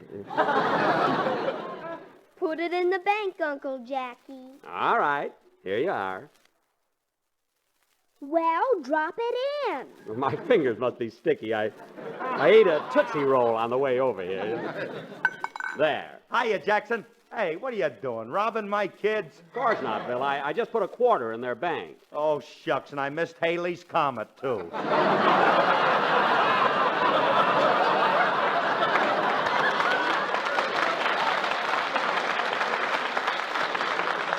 don't be so smart, Phil. I would have put in $1, but I see it won't fit through the slot. It will if you fold it. I was talking to your father. All right, kids. Now take your bank and run along because Uncle Jackie and I got business to talk over. Go on. All right, Daddy. Well, Jackson, what do you want to see me about? Well, it's about the show, Philzy. You see, next year is a new season, and after all, you've been with me for 11 years now. And... Now, look, Jackson, I can explain about those coon dogs, and anyway, them watermelon seeds, why, they gave the tuba a rippling rhythm effect. No, Phil, it's just that next year... Hold it a minute, Jackson. I got to get the phone. It's in the den. Oh, of course.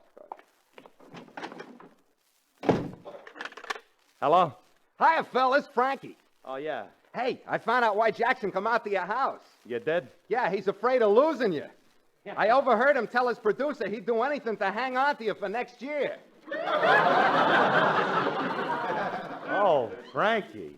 Oh, this is great. Yeah. You know that Alice and I thought... Hit him for plenty, Phil. Let him have both barrels. He's a sitting duck.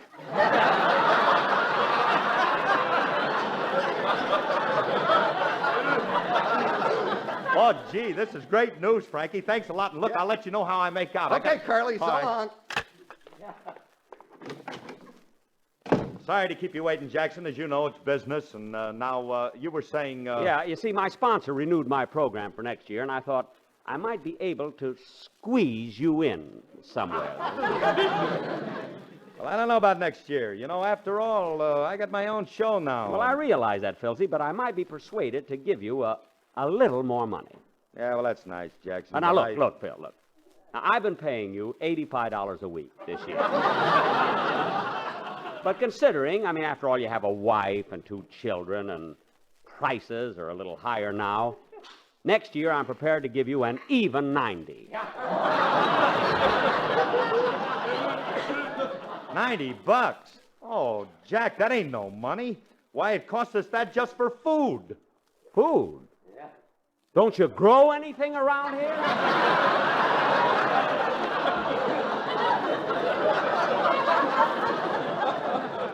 Stop it, will you? And besides, it's plenty expensive bringing up 2 kids. You mean your children aren't working yet? Of course they're not working. And anyway, Jackson, you don't need me on your program. You got Dennis Day. What's he got to do with it? Well, you know how he imitates everybody. Well, yes, he's a clever kid. Well, one of your writers told me as soon as Dennis Day gets my voice down pat, you're going to let me go anyway. But, Phil, that may take him a year yet.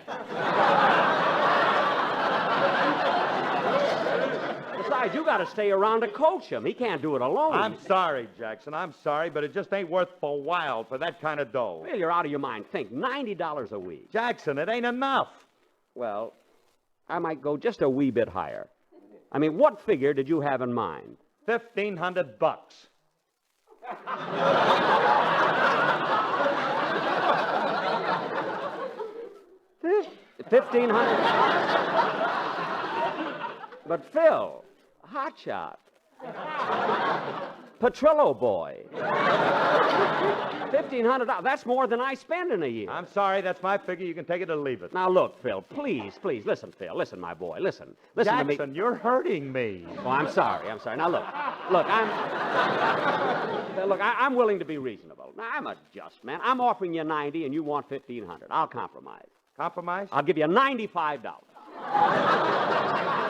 And your boys can spit in the tuba all they want.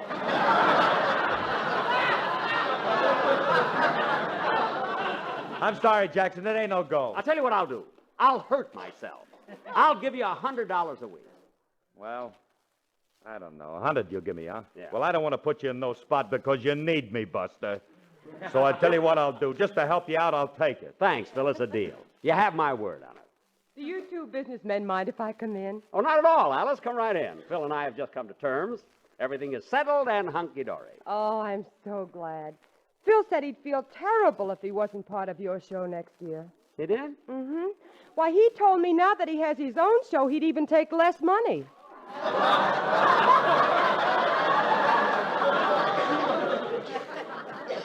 Less money?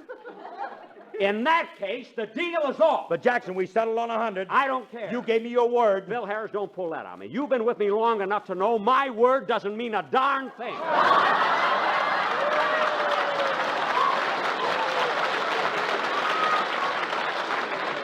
But, Jackson, All right, go ahead. See if I care. Starve next year. Starve? Oh, come now, Buster. This wife of mine has money upstairs we ain't even counted Wait a yet. minute. I don't care. Yes, and it so happens Phil's doing fine on his own Look, show. wait a minute, Besides, Dennis Day promised me 2 guest Wait a shots. minute, Phil. Not only that, Phil has 6 pairs of yellow shoes. You're darn tootin'. I just made 5 new records. Wait a minute!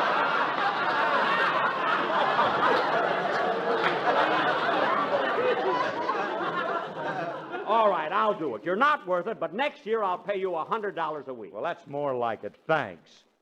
Gee whiz. I'm glad there's no hard feelings. Well, I'll have to be going now. Okay, I'll walk you to the door. All right, I'll let myself out. By the way, Phil, Yeah. the first week, your check will be $99.75.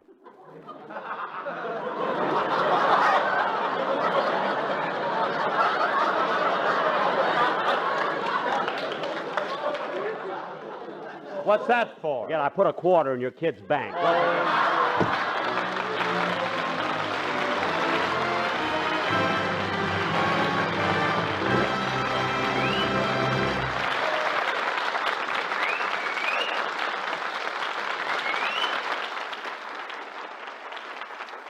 Alice and Phil will be back in just a moment. Actions speak louder than words, and so do the results of Fitch's Dandruff Remover Shampoo. For Fitch removes dandruff completely the first time you use it. Fitch is the only shampoo made whose guarantee to remove dandruff with the first application is backed by one of the world's largest insurance firms.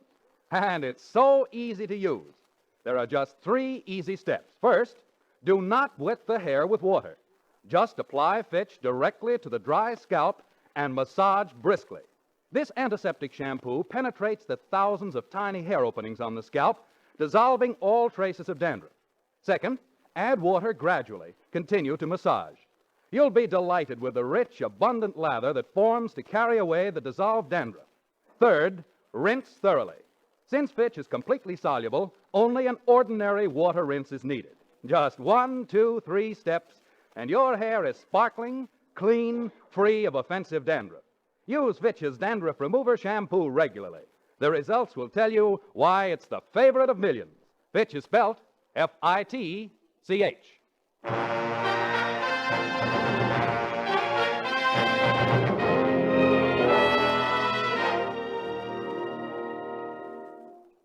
Gee, Phil, it was nice of Jack Benny to drop over here today. Yeah, but I think all that talk about money got him a little rattled. Rattled? Why? Well, he just walked out smoking a bottle of Fitch shampoo.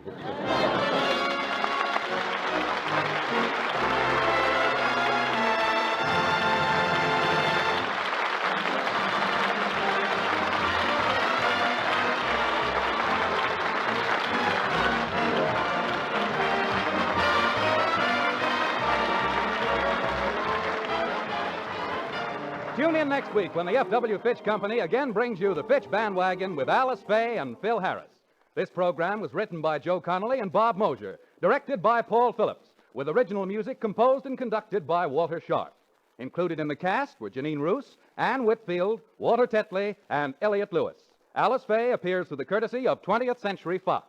Jack Benny appeared through the courtesy of Lucky Strike cigarettes. They're so round, so firm, so fully packed, so free and easy.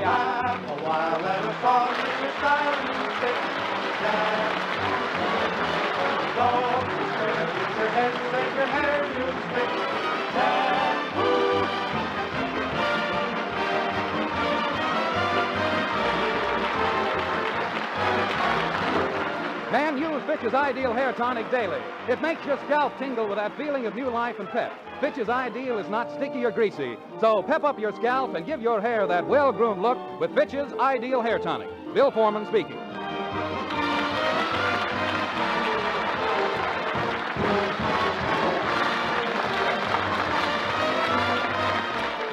This is NBC, the National Broadcasting Company.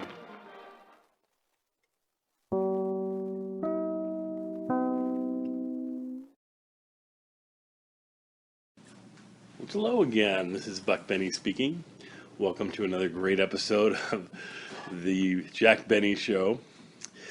This episode is the capstone of the whole beginning of the feud. I hope you've enjoyed these last number of weeks as we've been presenting. What is it now? We are 11th week or something like that. Anyway, it's been a great time, and this episode is, of course, the big kahuna, the one you've all been waiting for. I won't give more away than that, but you will be delighted with this episode. And Jack, of course, is still in New York, and Abe Lyman is still going to be his guest conductor, and he's had a great run with clowning around with Abe Lyman, and there'll be one more week for us of staying in New York with Jack, and we'll have Abe Lyman back again next week, and we'll have someone from Jack's hometown, and Jack playing an interesting character as well, so make sure you tune in next week for that one. And then Jack will have a very, very eventful train ride back to California, and we'll cover that 2 weeks from now. That's going to be a big episode. So this season, just one big thing after another.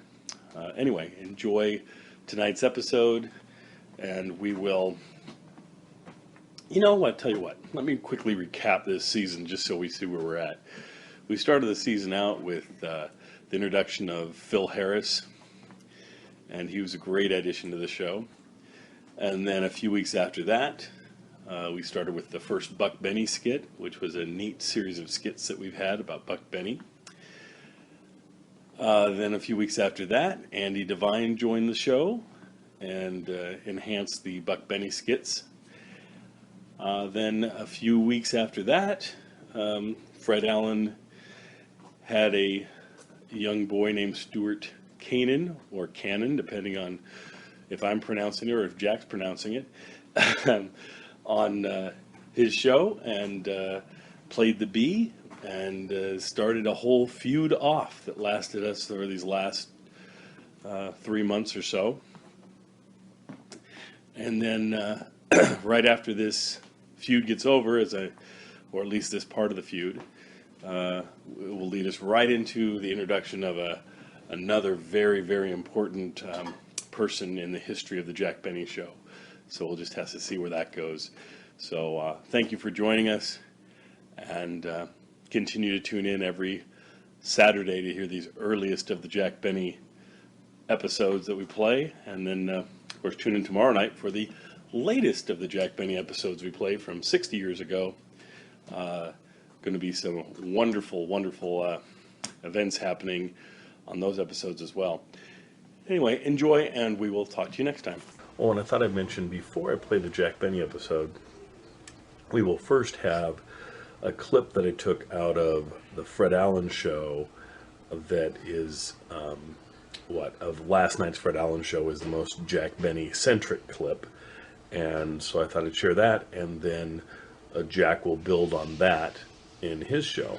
So this is probably the last time we're going to do it this way, and because this is kind of the culmination of the feud, or at least at this point. Certainly they will have the feud come back and forth, but this is really the original feud that started up with the bee going through. This is sort of the end of that. So anyway, enjoy this special Jack Benny episode and this clip from Fred Allen as well. See you next time. Did you hear Mr. B last Sunday? Oh, yeah. Yes, Jack had a pretty good program, didn't he, Fred? You don't think it sounded any better just because it was coming out of the Waldorf Astoria, do you? I'll bet he won't get his program in there again next Sunday without baggage. Why? What do you mean, Fred? Jack didn't pull any faux pas at the Waldorf, did he? Why, that okay. You know, coming out, walking down one of the long halls there, he saw a lot of empty finger bowls stacked up on a table. You mean to say Jack didn't know what they were? He never saw a finger bowl before. He said, gosh, the next war is going to be terrible. They're making French hats for children. Don't kidding. Imagine that guy driving up in front of the Waldorf in a trailer. The doorman must have been plenty mortified. At the Waldorf? Yeah. The doorman at the Waldorf didn't even know what the trailer was. He thought one of the penthouses blew off the roof. Oh, say, Fred, did you hear Jack say that you misinformed your radio audience? 400 people around the country? He wouldn't know what it meant to cater to the 400. Oh, and another thing I thought was funny was when he grills little Stuart Canaan, the boy who played... Wait a minute. What was the first thing you thought was funny? Never mind another thing you thought was funny. What was... Now, let's isolate that thing that was funny. What Jack flew off the roof. Oh, well, he's had plenty of practice flying off the handle. They can't... he's been modeling at Hammaker Schlemmer's, for hammers down there for a long time. He flies off the handle, and if the hammer can't do it, it's ready to sell. But you said about little Stuart Canaan, Yeah, he grilled the little fellow, you know. Oh, that little boy who played the bee. Why that big bully picking on a little fellow like Stuart? Benny's a bully, Benny's a bully. Benny's a bully, Benny's a bully. Why doesn't he pick on somebody his size? He's the kind of a guy who gives Shirley Temple a hot foot. Why, of all the cowards, the last time he got into an argument with the Dion quintuplets, he invited them outside one by one. Oh, now, wait a minute, Fred. Jack's all right. Why, I think I'll go over and see him next Sunday. Wait a minute, Fred. You're not going to break up his program, are you? I'll tell him a thing or two. No, I won't tax him mentally. I'll just tell him a thing.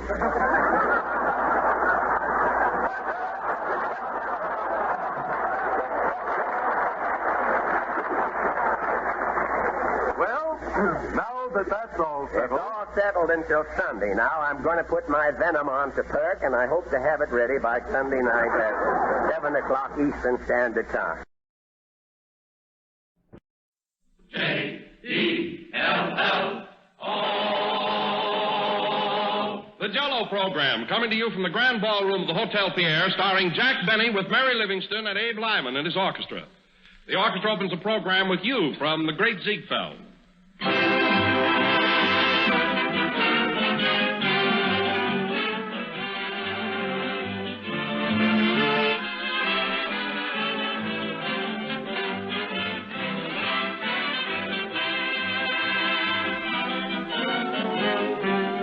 They say that time is money, and if you want to save both time and money, serve Jell-O for dessert.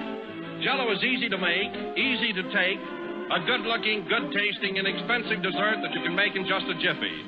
Your whole family will go for Jell-O's refreshing true fruit taste. And remember that genuine Jell-O brings you that extra rich fruit flavor that comes from fresh, ripe fruit. So brighten up your dinner table some night soon. Serve a great gleaming dish of colorful Jell-O. It looks so attractive, it tastes so good, and costs so little. Ask your grocer for Jell-O tomorrow. But be sure you get the real thing, accept no substitutes. Insist on the one and only genuine Jell-O.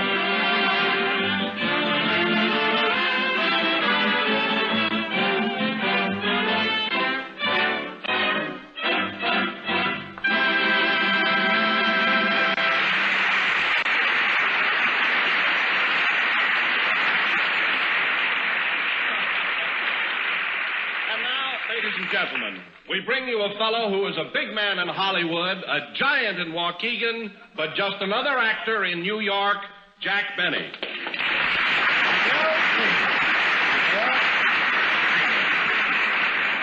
Hello again. This is Jack Benny coming to you from the Grand Ballroom of the Hotel Pierre. And listen, Don, I'm not such a small guy in New York either. Well, then, Jack, how come they won't even let you broadcast from the NBC studios? First, you're at the Waldorf Astoria, now the Pierre. Well, it's because NBC is crowded, that's why. Well, how long are you going to stay in New York, anyway? Until we run out of hotels. I've been hanging around so many ballrooms, I feel like a chandelier. Of course, there's a certain amount of class and prestige broadcasting from a place like this. Come in. Mr. Benny? Yes. On behalf of the management of the Hotel Pierre, I bid you welcome and trust that the broadcasting facilities here are satisfactory. They certainly are. Now, if there's anything I can do for you, don't hesitate to call upon me. Well, thank you. Is there anything I can do for you? Yes, don't mingle with the guests. That's what I get for slumming on the avenue. Anyway, Don, it's still a distinction to be able to do our program from here. Not every entertainer would be granted that privilege, particularly one that I know of. And who's that, Jack? Well, I don't want to mention any names, but I don't see how Harry Von Zell can laugh at him every Wednesday night. Oh, Von Zell, that announcer. Yeah. Say, Jack, what product do they sell anyway? Nothing you can put sliced bananas on. Oh, by the way, Jack, did you hear Alan call you a bully last Wednesday? Benny the bully, Benny the bully. Well, it's better than being a scaredy cat. Alan is a scaredy cat. Alan is a scaredy cat. How do you know? Oh, Don, he's an awful baby. Imagine a grown man taking ether when he gets a manicure. Anyway, I don't want Alan's name mentioned anymore on this program. From now on, if you have to refer to him, just call him Boo. That's good enough for me. Boo. Boo, Alan, that's a silly name. Well, it fits the character. Hiya, Don. Hello, Jack. Oh, Mary. Where have you been? I was out with Boo in Portland Hoffa. Oh, you were, eh? Well, I should think you'd select your company a little more carefully. Of course, Portland's all right, but I'd watch out for Boo. You know, Jack, he asked me if you really played the Boo on your violin. That's the B, and don't overdo it. Anyway, let's change the subject. All right.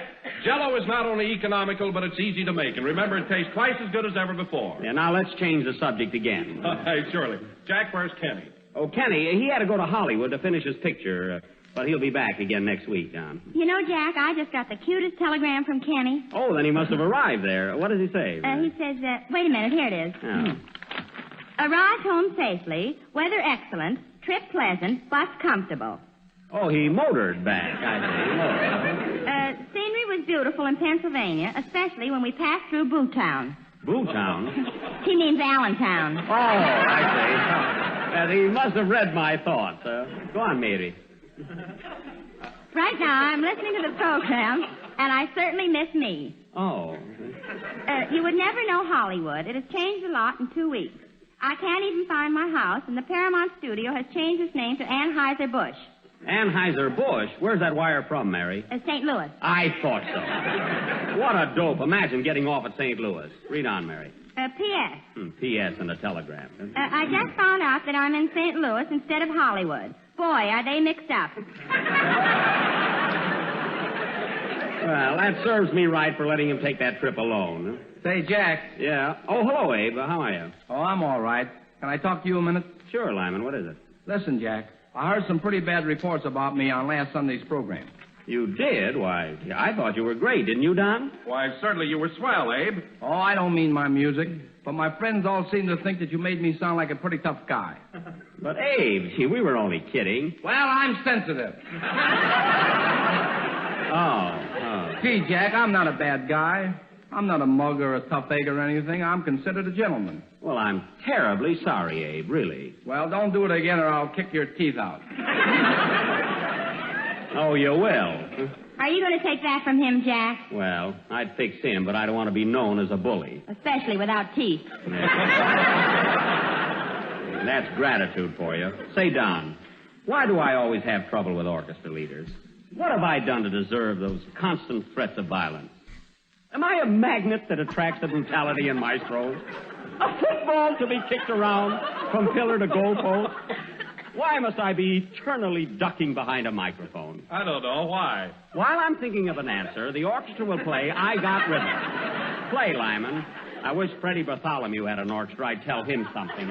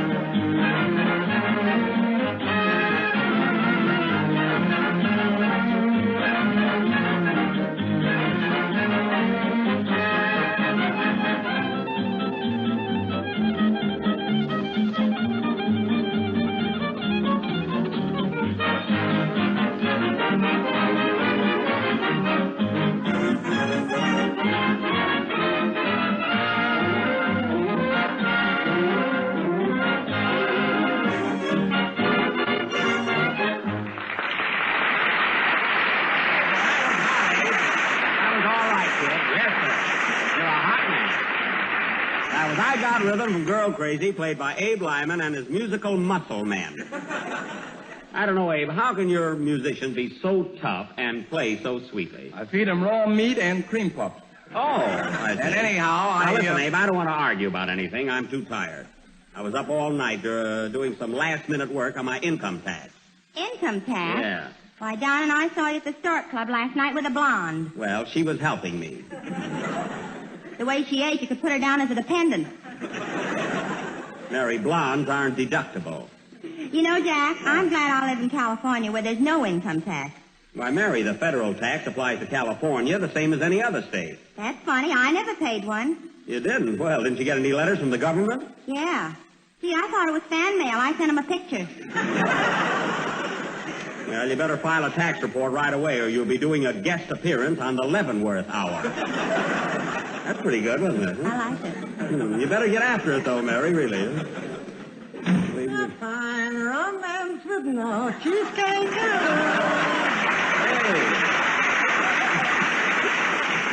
Hello, stranger. Hello, Slip. How are you?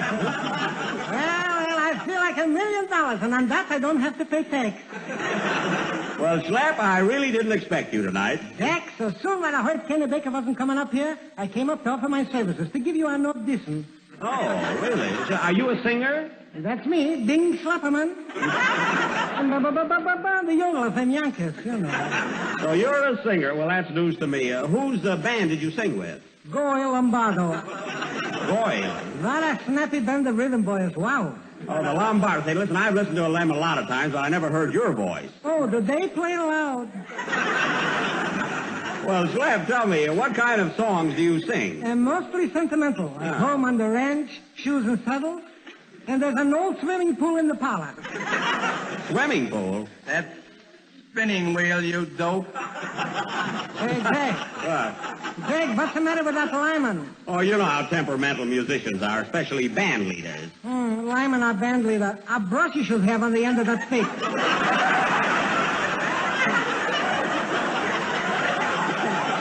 Slap, you said it. Pipe down, Slapperman. Look what's talking. Look at him. He works 2 weeks and already he's a foreman.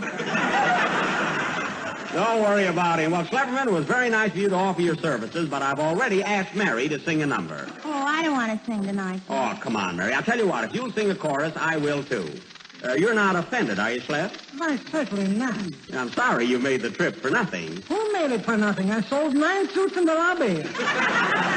A fine romance detached. Park Houston, Sit down, Slap. Mary's going to sing. Come on, Mary. You folks like to hear?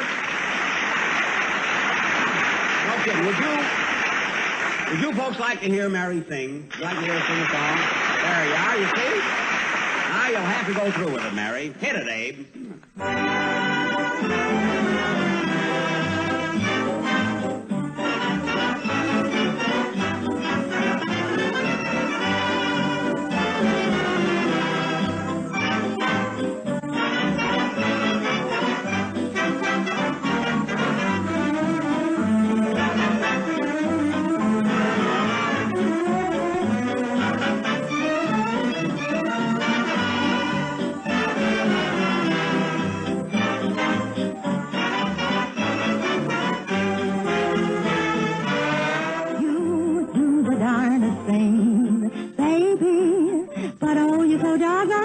it all.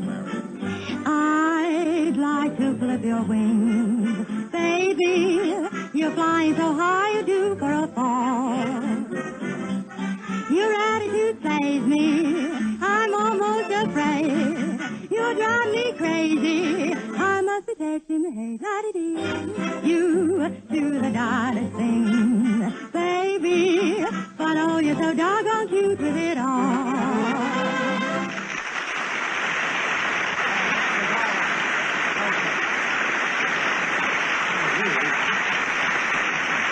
There's your folks like that. Now, Mary, that was swell. Really swell. And you weren't nervous or anything. No, and now it's your turn, Jack. All right, now I'll sing my chorus, and I dedicate it to Don Wilson. Come on, boys. You say the darndest thing, Wilson, but oh, you're so doggone cute with it all. Ha-cha-cha, you're always out to sell Jell-O in winter, spring, or summer, or fall. Good, isn't it? You always say strawberry. You always say raz. You always say cherry, orange, lemon, and lime. You nearly drive me nuts, Wilson. But oh, you're so doggone cute with it all. What's that noise out there? What is that? Huh? What is that? Hey, what's going on in here?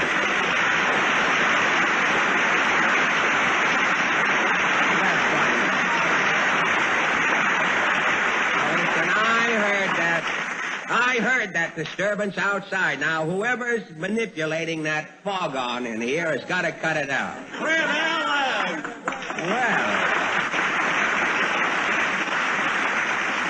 as I live and regret that there are no locks on studio doors.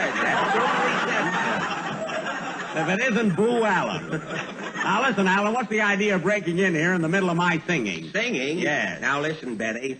I didn't mind it when you scraped that overnight bag 2 weeks ago and called that playing the bee. Yeah. But when you stand here tonight and set that whooping cough to music and call that singing, you're going too far. Oh, you didn't like it, huh? Like it? Why, you make Andy Devine sound like Lawrence Tibbett. Now, look here, Alan. I don't care what you say about my singing or my violin playing on your own program. But when you come up here, be careful. After all, I've got listeners. Keep your family out of this. Listen.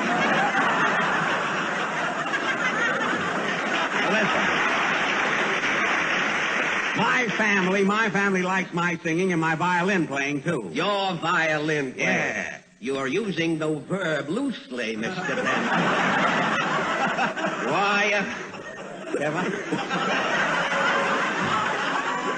if I was a horse, if I was a pony even, and found out that my tail,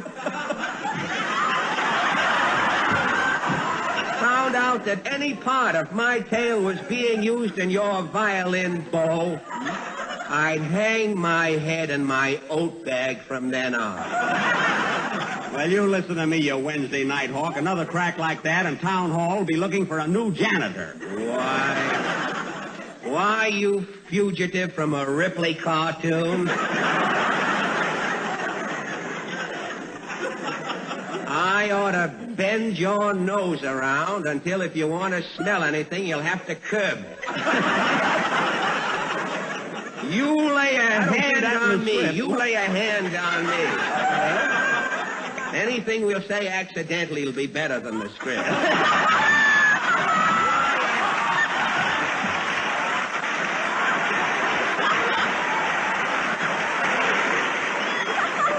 You lay a hand on me, Benny, and you'll be hollering strawberry, raspberry, cherry, orange, lemon, and health. Oh, listen to that smile of beauty. Keep this up, Alan, and I'll ask Don Wilson to fall on you. And if Wilson falls on you, you know what that means. Huh? Oh, boy, press ham. That a girl, Mary, that's a honey. Quiet, coward. Coward? Yes, coward, and she doesn't mean that English entertainer, Noel, either. Now, Alan, I'm up here attending to my own business. There's no place to settle our private affairs. How did you get in here without a pass? I made one at the door, man, and you're next. Oh, I am, eh? Gentlemen, don't fight here, please. Why don't you go over to the Medicine Square Garden? You keep out of this, you little squirt. But from now on, your wife will be having both ends of the herring. Well, goodbye, Jackie boy. Take it easy. There goes Schlepperman. I wish you'd follow him out. Listen, cowboy, why didn't you stay out in Hollywood where you don't belong? Because I heard you were coming out there to make a picture, that's why. You ought to do very well, Mr. Allen, now that Boris Karloff is in England. Well, I saw your last picture, Lionel Benny. Yeah? Until you made a picture, nobody knew what a lull looked like on celluloid. And maybe you didn't start Bank Night, but you've certainly kept it going. Oh, yeah? Well, 3 states are waiting for your picture to be released. They're going to use it instead of capital punishment. Wow! That's telling him, Jack. Who's that pallbearer? Sick 'em, Lyman. Look what's going to make a picture. Fred Allen, the great lover. I suppose Gable and Taylor are losing a lot of sleep right now. Not if they're listening to this broadcast. Oh, what a witty retort. Where are you going to live in Hollywood, Mr. Allen? At the Ostrich Farm? I may. What are you laughing at, Mary? You'll show those birds how to lay eggs. Mary, that was marvelous. I'm going to kiss you for that. Then I take it back. Oh, you do, huh? Yeah, she'd rather kiss an ostrich, and so would I. Well, Allen, what this gone a little too far. I didn't mind a little mudslinging now and then, but when you make those kind of remarks, it means fight where I come from. You mean your blood would boil if you had any? Yeah. And I got just enough to resent that. Mr. Allen, I come from the West. I'm a hard-boiling, two-fisted he-man. And you step out in the hallway. I'm ready to settle this little affair man to man. You're here. Yes, sir. This will be the last number of the last program on any Jell-O series. Next week, the Jell-O program starring Mary Livingston. Come on, Allen. You want to go through with this? I didn't come up here to get your autograph. Now, listen, Allen. I'll give you just one more chance to apologize. Apologize? Why, I'll knock you flatter than the first 8 minutes of this program. Hold on there, Alan. Who touches a hair on Jack's gray head has to find it first. Who said that? Barbara Livingston. Never mind that. Come on, Allen. Let us away. Play, Lyman. Sorry, now I sold my rowing machine.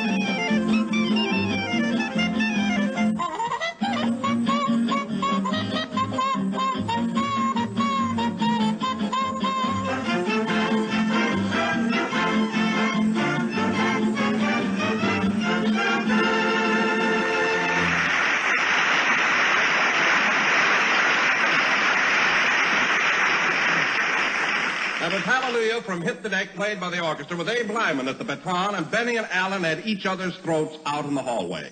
And the winner will tell his version on his own program next Wednesday night. Oh, now, I don't know about that. Jack can certainly take care of himself. It's Alan he has to worry about. Gee, I hope nothing's happened to either one of them, especially Jack. Well, they're both pretty husky, although Jack did look just a little bit worried. Oh, Jack doesn't care whether he wins or not. He's got a due bill on a hospital. Here they come now. God, Freddie, those were the days, weren't they? You're a card, Jackie. Remember that time in Toledo when you walked into the magician's dressing room and stole his pigeons? Do I? Say, they tasted pretty good, didn't they, Fred? The bones I got did, certainly did, yeah. Say, Freddie, you remember the guy in the show with us who used to take in washing on the side? You know, the guy that did our laundry? Say, what's Ben Burney doing now? He's got a band, you know, Ben Burney and All the Suds. Say, we didn't make much money in those days, Freddie, but we did get a lot of laughs. We certainly did, until we walked on the stage. Hey, Jack. Yes, Mary. What happened to the fight? What fight? Say, Freddie, remember that time in South Bend, Indiana, when you were going with 40? Hey, no kidding, fellas. What happened to that fight? Why, Don, we were never serious about that. And how did you get that black eye? Oh, this. Well, I was writing a letter. Yes, I accidentally dotted his eye, Mary. Now, wait a minute, Freddie. I slapped you more than you did me. Look at your wrist. It's all red. Well, I made you say uncle, unquote, when I pulled your hair. Uncle isn't the word, unquote, but let it go.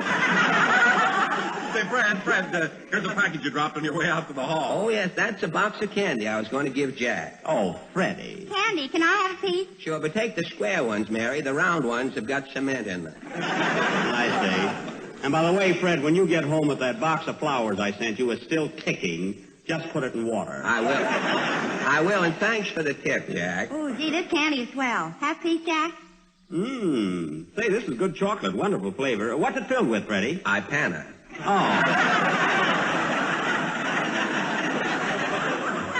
Well, I was going to brush my teeth anyway. I might as well eat it. Well, Jack, I've got to go now. I've got a lot of work to do on my own program. Okay, Fred. Well, thanks for your kind visit and apology. What apology? Never mind. Let's not start that again. Before you go, Fred, I want to tell you that I didn't mind one thing you said about me during our feud. You didn't? Why not, Jack? Well, I'll tell you. You said the darndest thing, Freddie, but you were so doggone cute with it all. You said the meanest things, you're wacky, riding high, but you're due for a fall. I owe you some words. You said I was bloodless. You said I was tight.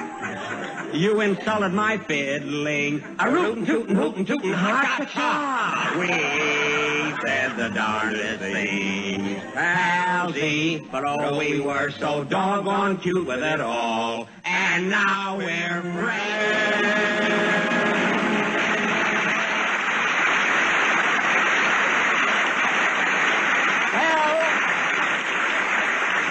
Fred, I didn't know you could sing that good. Thanks, Jack. Well, I've got to leave you now. And, oh, by the way, Mr. Lyman. Yes, Fred? Now, listen, Tuppy. You lay off on my pal, Jack Benny. That's a hint. Goodbye, everybody. Goodbye. Goodbye. So long, Fred. So long. Well, play, Lyman, and watch your step. You heard what Alan said. Why, you little sawed-off punk, I'll take you and tear Fred! you from limb to limb. Freddie! Freddie!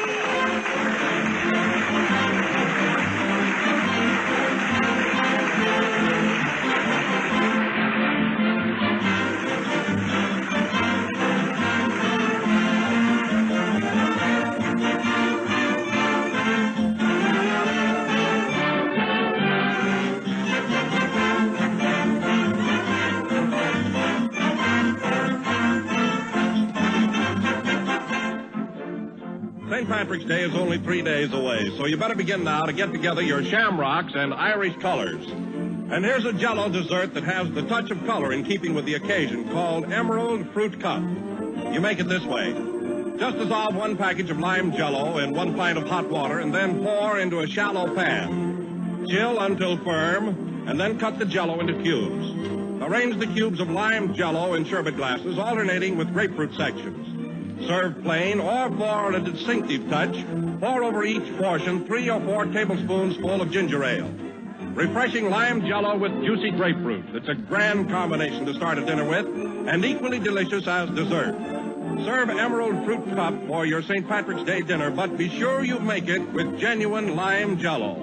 For lime Jell-O, like all of Jell-O's 6 delicious flavors, has that extra rich fruit taste. Ask for Jell-O by name and look for the big red letters on the box. They spell Jell-O.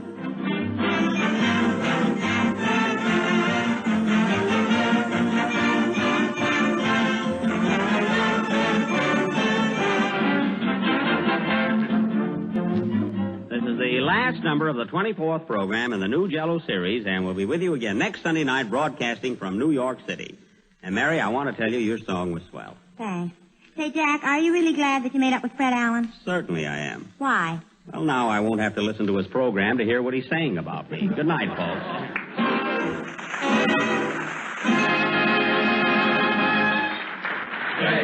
J-E-L-L-O.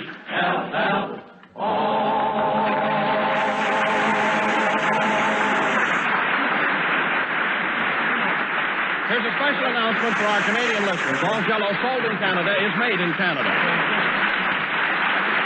Select some fine romances from Springtime, written by Jerome Kern. This is the National Broadcasting Company.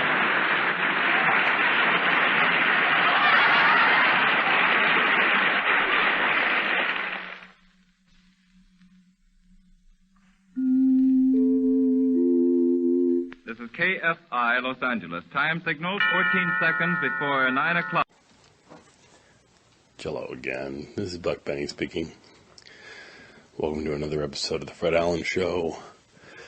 This is our final episode of the 1936-37 season that we have available to us.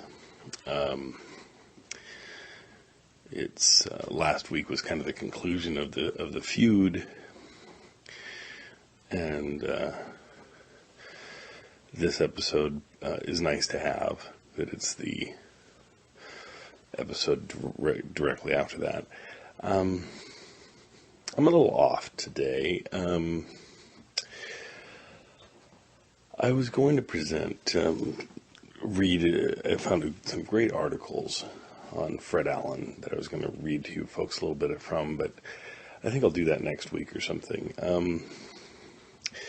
And I just want to apologize. This podcast is a little, I don't know, I'm just miffed.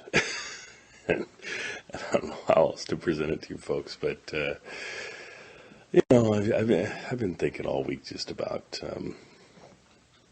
the fact that this is our last episode of this season, and there's still, you know, months and months left of this season, and there's the beginning of next season, and there's months and months of that. We don't have another episode of the Fred Allen Show available to us until December of 1937. That means we're missing somewhere in the neighborhood of 30 to 40 episodes of the Fred Allen Show. And, you know, I'd be okay with that because we found, you know, things have been pretty good for Fred Allen collection. I mean, certainly the 1941-42 season that we had last year, you know, what was amazing, how many shows we had, or was it 40-41, whatever it was last year, because those shows hadn't been available in that format and that nice of quality when we had East and West Coast feeds and all that for many, many years. So it was great to have those. But my issue here is, you know, I just want to say public library, public library, public.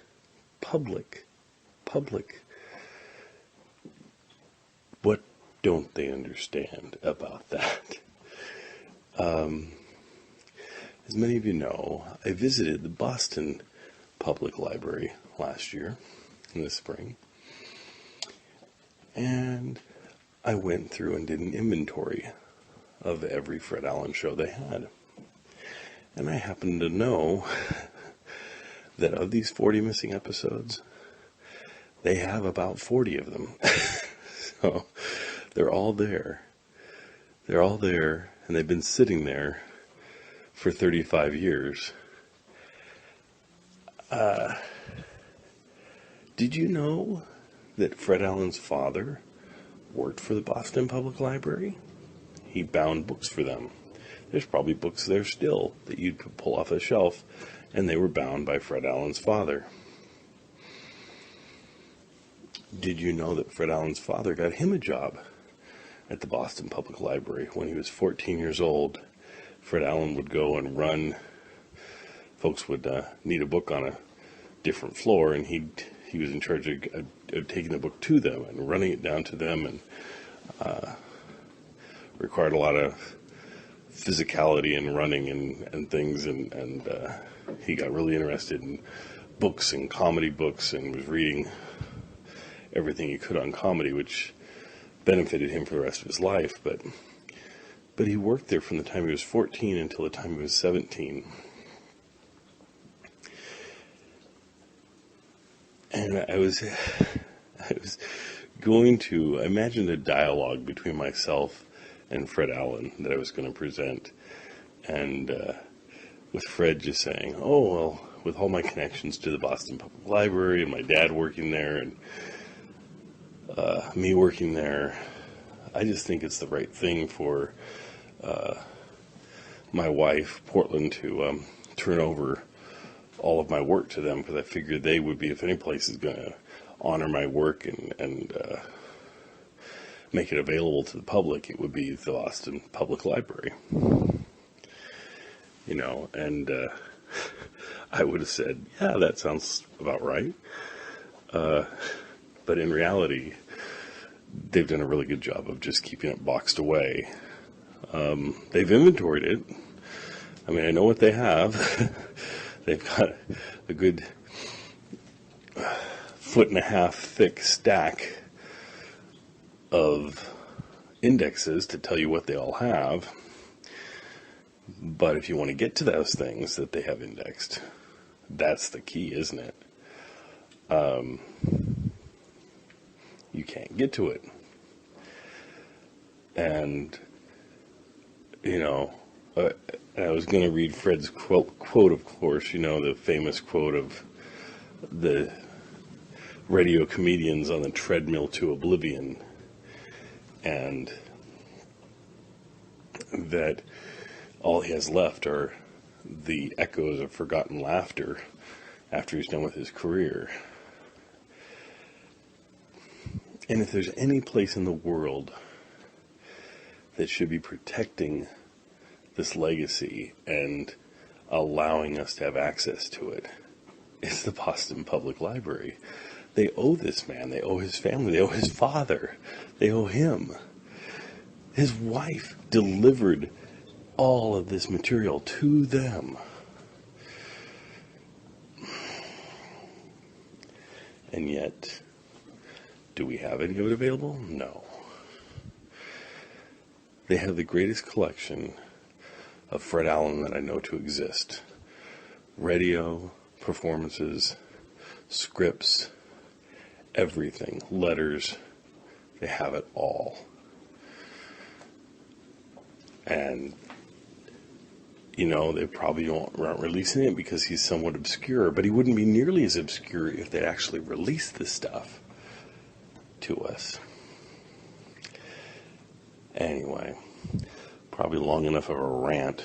I will continue to do what I can to loosen up the Boston Public Library and see if they will somehow make Fred Allen available for us all to enjoy, because they are, after all, a public library, and it would be lovely if they would allow one of their own, Fred Allen, who made good in the world, to have his material available to all of us. Anyway, enjoy this last episode that we have available of the 36-37 season. And if you have any connections with the Boston Public Library, please encourage them like I did a year ago, that this is his 80th anniversary this year of his first radio show, and what a neat thing it would be to have been able to celebrate that this spring with the release of many of his episodes that have never been released before and that aren't available nowhere else. I don't know. I'd like 250 uncirculated episodes of Fred Allen that they have in their collection.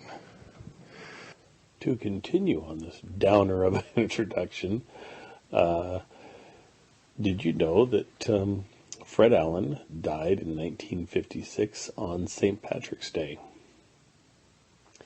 Which a lot of folks have mentioned the irony of a Irish Catholic dying on St. Patrick's Day, but that's just the way it is. So Jack Benny was born on Valentine's Day, and Fred Allen dies on St. Patrick's Day. Anyway, what else? To complete the whole downer effect of this podcast, I will now present, I just found this a couple weeks ago, Jack Benny's, it's not really a eulogy, it's an interview piece that he did like the next day after Fred Allen died. So, probably, basically today, but however many years ago,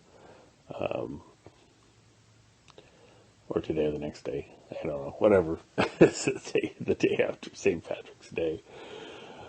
So here's a chance to hear that, and then we'll go right into the episode, and hopefully the episode will cheer you up after my downer of a podcast. But it's just, it's just one of these things that just kind of annoys me when it's so close and yet so far that we can almost touch and get these things that we not want, and yet we can't. So I will certainly keep you folks filled in as to any new revelations we have as to these recordings becoming available, which would be wonderful. But if not, that's the way it goes. And got a couple new ideas anyway for presenting some Fred Allen shows, so we'll go into that next time. Enjoy. See you later. Ladies and gentlemen, this is Jack Benny.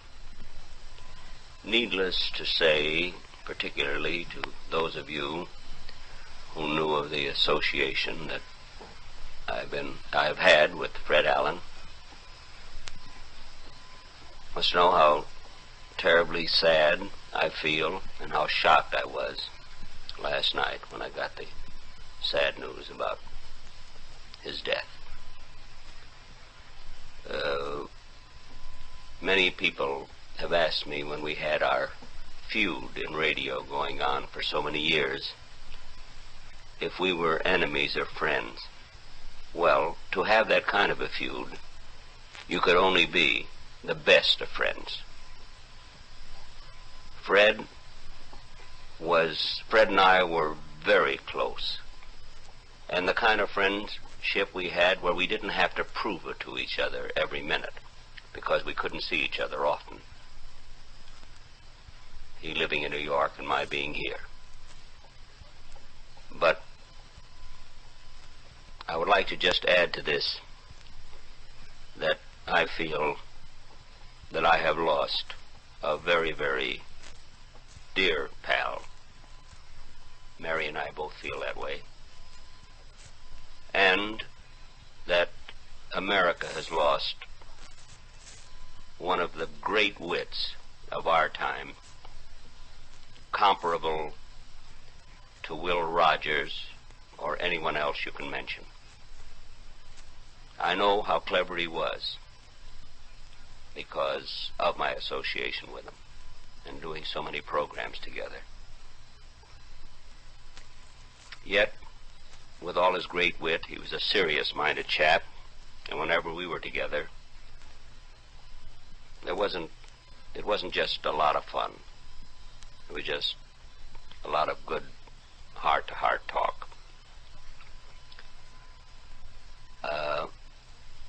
I don't know what else to say, except that it'll take some time before I get over this dreadful news. Thank you.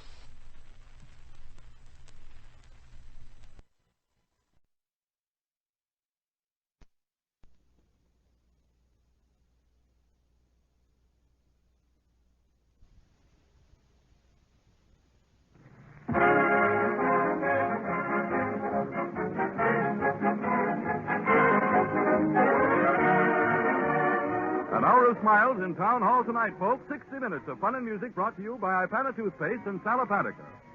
Ipana for the smile of beauty. Salapatica for the smile of health. Fun with our star comedian Fred Allen. Music by Peter Van Steeden. And our special added attraction, the Town Hall Variety. New music, new voices, new laughs. It's Town Hall tonight.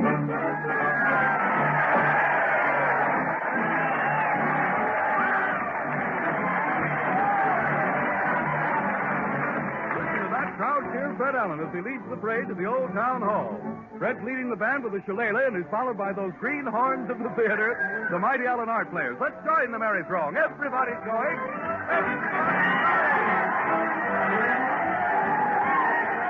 Here they come, delicatessen leaders. Morris, why are you refusing to slice some corned beef for Mrs. Corn? The slicing machine is making static on the radio stem, and it's Town Hall tonight. Spiritualist. Look, Professor Till, the spirits are moving that radio up and down. The radio is merely dancing for joy, madam. It's Town Hall tonight. Reno divorcees. Your grounds for divorce are cruel and inhuman treatment, Mrs. Boggs. Yes, George, my husband always turns off the radio on Wednesdays, and it's Town Hall tonight.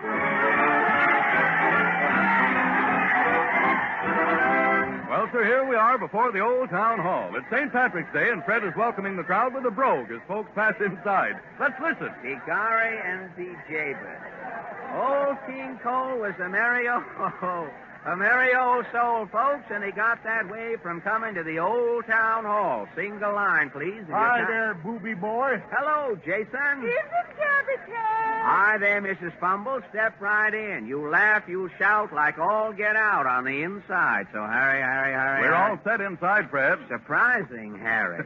Peter's opening the show with Swing High, Swing Low. Righto, Fred. Let her swing, Peter.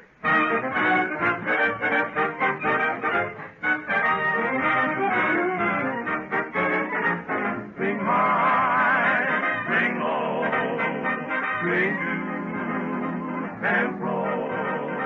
Not fast, not slow. A little swing can do more than anything else for you. Swing out, swing in. It's not a sin. So let's begin. You never get the gate if your swinging is up to date. When Blue One and Lonely complains that she's lonely and blue. A rhythmical campaign can do more than champagne to see her through. Swing high, swing low, swing to and fro. Not fast, not slow. And if you think you can swing high, swing low.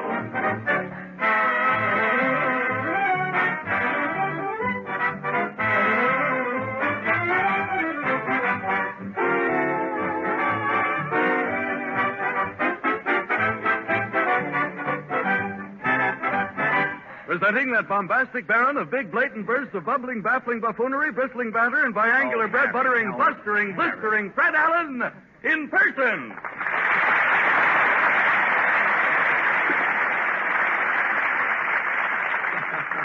Gosh, Harry, you left out Bristol and Myers. I don't know how.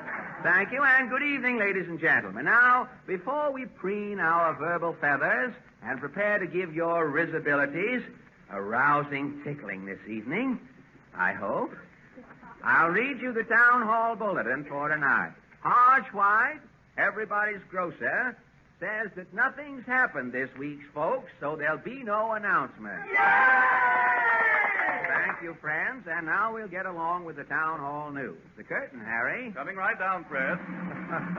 The lights go out, And we bring you the latest news of the week. The Town Hall News sees nothing, shows all. New York City, New York. Dr. R.P. Wodehouse, speaking at the American Institute of General Sciences, claims that hay fever and asthma are increasing in this country. Dr. Wodehouse says clearing up of native vegetation and its replacement by alien plants will add to number of victims. Town Hall News shows how sensitive some hay fever victims may become shortly. The scene, a train waiting room. We can sit down here, Wilbur. The 5:15 isn't ready. Yes, dear. Just good idea. Is your hay fever starting? Yes, somebody's eating strawberries at the lunch counter. The straw starts me sneezing. Strawberries. That reminds me. I forgot to phone the market about dinner. Have you got the number? Yes, it's Haymarket. Don't say Haymarket. You know that hay upsets me. All right, I won't say another word. What was that? I don't know. That woman just passed. Is she wearing a goldenrod corsage? I don't know. She's going by again. Every time she walks by, I sneeze. I'll tell her to get away from here. Oh, pardon me, lady. Yes, did you call me? Would you mind walking around the other way? You see, my husband... Are you intimating that I am ogling your husband? No, but why is it every time you pass, you start my husband's hay fever? I'm a grass widow.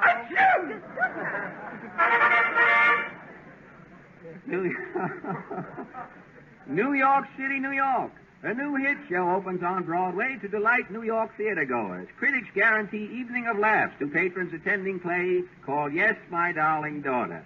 Town Hall News presents 3-second review of this new laughing show, Yes, My Darling Daughter. Daddy, you say one word has made you the biggest man in Hollywood? That's right, daughter. What is the magic word, Daddy? Yes, my darling daughter. New York City, New York. East Side Merchants Association agrees to do away with men outside of clothing stores who approach customers and try to pull them into shops. Town Hall News shows old sales approach method on East Side when the puller-in functioned outside of a clothing store. Monster sale going on inside. Maya Greenbaum is sacrificing their suits. All kinds buttons, herringbone, tweeds, chinchillas going at cost. Hey, how about a suit, Border? No. Hey, take your finger out of my buttonhole. Step inside. I'll show you a pencil striped double-breasted that will knock your eye out. No. Now get your hand out of my collar. You're stepping in, Border? No, I'm not stepping in. Now, let me go. I got to catch a bus. You are needing a suit, Border. I don't need no suit. Now, quit pulling my lapel. You are needing a suit. Who said so? I am saying so. Look. What? Oh, what's the big idea ripping my lapel? I can't go home this way. That's what I'm saying. You are needing a suit. Step inside, Border. With the puller-in salesman of this type banished, Town Hall News shows the new methods customers can expect as they pass East Side clothing stores in the near future. Hey, Border. Talking to me, mister? Yes, confidentially, I'm needing a suit of garments. No, thanks. I just bought a suit with 4 pair of pants yesterday. You could using 3 coats, maybe, to go with the extra pants? No, hey, quit jostling me. You're going inside, Border. Get your hand off of my spine. Quit shoving. Inside, Border? Hey, I thought the East Side stopped this pulling in business. So who's pulling you in, Border? I'm pushing. New York City, New York. New 20th century picture, Love is News, is held over a second week at the Roxy Theater.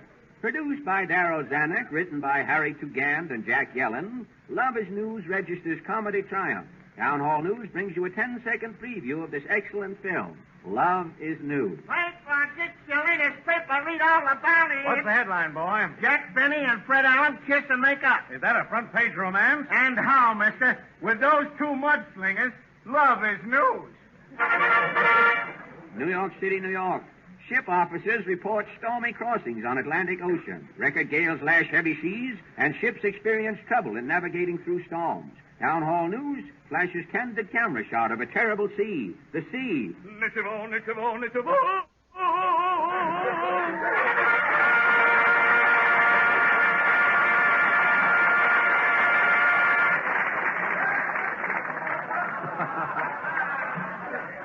Encore, Harry. I don't know about the bow, but it was good and niche there at the beginning. Thank you, ladies and gentlemen, thank you. And now... No. As I was saying... Your attention for 1 minute, please. If you'll bear with me I would like to see just a moment, ladies and gentlemen, I'll try to find out what's on the mind of this disgruntled Eskimo, if you'll just turn around. Well, I was just practicing... Why, Harry Von Zell, a big boy like you. Well, Fred, it might have sounded funny, but you know, last night I was reading about Demosthenes. And what are Demosthenes? Oh, Fred Allen. A big boy like you. Demosthenes was a famous Greek orator. And he used to practice speaking, with pebbles in his mouth to improve his diction and enunciation. Like this, looking. Friends, rowers, and country. And just what do you... He didn't say that. Huh? And just what do you... Just what do you hope to accomplish pursuing this strange pastime, Harry? Well, Fred, I just thought I'd keep practicing so that when I passed along those friendly tips about Salopatica, there wouldn't be a chance of a single word being missed. Because to know about Salopatica is to know a mighty effective way to get after those dull, logy, headachy feelings we have so often. Those underpower feelings usually caused by accumulated waste and resulting acidity. You see, ladies and gentlemen, Sal Hepatica is the mineral salt laxative that gets after both of those things at once. It removes wastes through laxation, and it helps nature combat that acidity. So the next time you feel under the weather, put 2 teaspoonfuls of Sal Hepatica in a glass of water and drink it. You'll soon be feeling your old normal self again if you remember Sal Hepatica for the smile of health.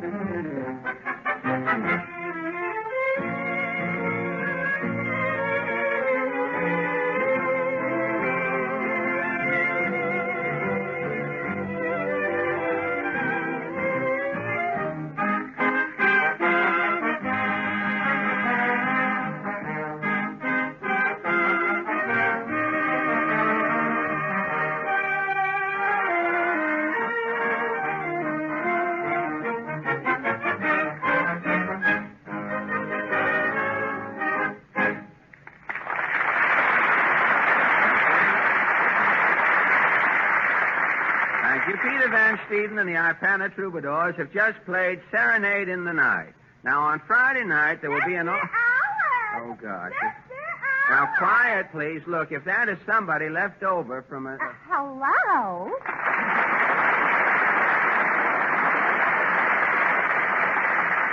Well, say, you've done it again, haven't you? Well, sir, the chairman laughed when I said I was going to take the floor. He didn't know the linoleum wasn't paid for. Well, it can lay there with the linoleum.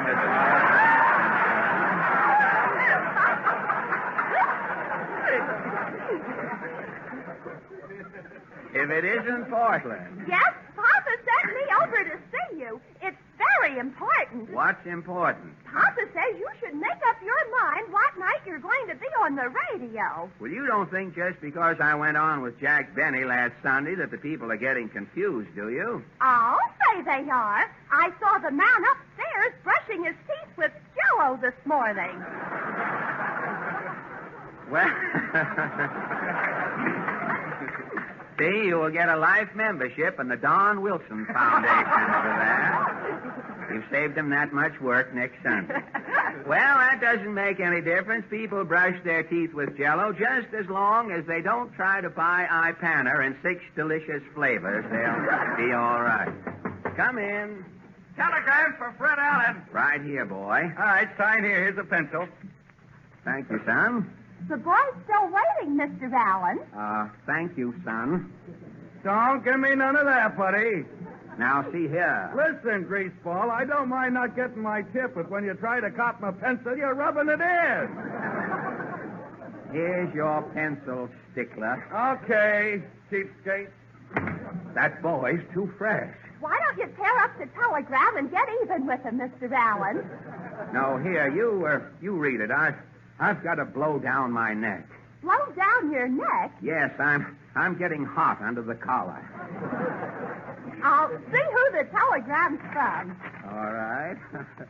What does it say? Dear Palsy Rousey, happy birthday to you. I know it isn't your birthday, but I had to have an excuse to send you loads of love. Who sent that? It's signed Jack Benny. Oh, Jackie, hey?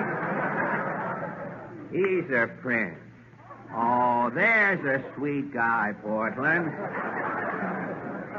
Good old Jackie. Gosh, he's so sweet, he's almost sticky. It's silly to send a birthday wire when it isn't your birthday. Listen, it isn't the stupidity. It's the sentiment gets me. There's the whitest guy I know. Yes, you said he was anemic. Now, listen, don't let anyone tell you Jackie Benny's anemic. He just stays white on purpose so everybody else will look healthy. Gosh, Jack must have a big heart. Why, Jackie Benny's heart so big, you can put a stethoscope on him any place and get action. Did you hear his program last Sunday? Yes. What was that static right in the middle of it? Static? Was it before or after Jack and I sang? It was during. During? Well, let me tell you something. A lot of people didn't catch our names when we sang. How do you know? Nelson Eddy got 300 wires from people who said they enjoyed his double voice solo. Gosh, to me it sounded like 2 wildcats picketing a pet shop. 2 wildcats picketing a pet shop. Do you know that the next morning after Jackie and I sang at the pier, all of the flowers bloomed in Central Park? They thought the robins were back from the south. That's done it. Mr. That's Blow. done it. Casper. Right, babe. You don't have to page humber blow. Just drop a hint. I can hear it before it hits the ground. Come on up, Casper. Oh. Now, wait a minute, Portland. I don't mind you bringing people in here, but when they're all wet, they leave puddles. Now, listen, Ham. You want to be flattered to be seen with a couple of good eggs? That's telling them, Casper. Is Casper saying something, Mr. Blow? Only a simpleton can understand Casper. That's why he's talking to himself. Well, you ought to be able to catch Casper's drift, Bud. Somebody ought to put a sign on Casper's mouth, open by mistake. Now, take it easy, brother. Yeah? You're jeopardizing the friendship of Humbert Blow, the outstanding theatrical agent of this generation. Mr. Blow furnishes all kinds of talent, Mr. Allen. And how? Why, Casper here can put your program on a map. Simple. What does Casper do? Imitation. Right. Name your sounds, folks, and Casper goes to town. How about a fin calling to its haddy? Quit clowning, Bud. how about molasses coming out of a jug? Okay, let's go, Casper. Now, wait a minute. Wait a minute. Molasses in this weather will take too long. Okay, give us a ginger ale bottle, Casper.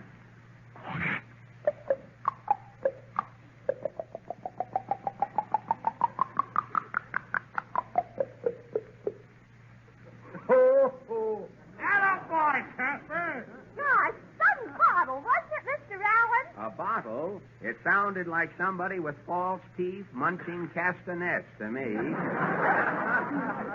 Well, you ain't heard nothing yet. What's next, Casper, boy? A lion. Quiet, folks. One lion. Take it away, Casper. How's that, knobhead? It sounded like the Holland Tunnel backfiring to me. Hey, no belittling, Bud. Can Casper do a Jersey cow, Mr. Blow? Well, Jersey's too far away. You wouldn't hear it. How about a New York cow? Listen, the only thing that gives milk in New York is a waiter. Coconuts give milk, Mr. Allen. Yeah, what about philanthropy? Never mind. Give us the cow. Okay. One Holstein, Casper. Give. Boy,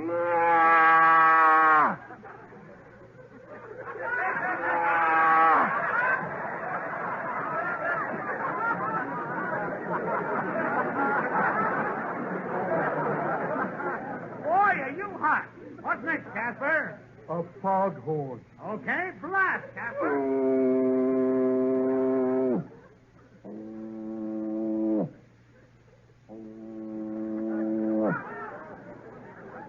So that's a foghorn. It sounded like you and Jack Benny singing, Mr. Allen. Now, you leave my pal out of this. And now, folks, with your kind of attention, Casper entertains us one and all with his own original Barnyard Community Sing. What's that, Mr. Blow? It's a foul choir. Foul is right. Quiet, dope. Give us that Plymouth Rock on cymbals, Casper.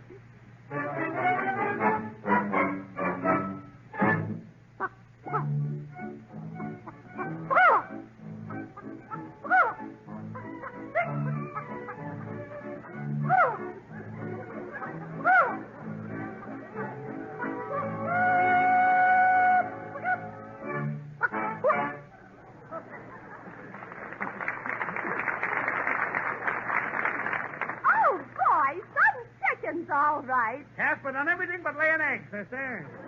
He didn't lay an egg. He spread an omelet.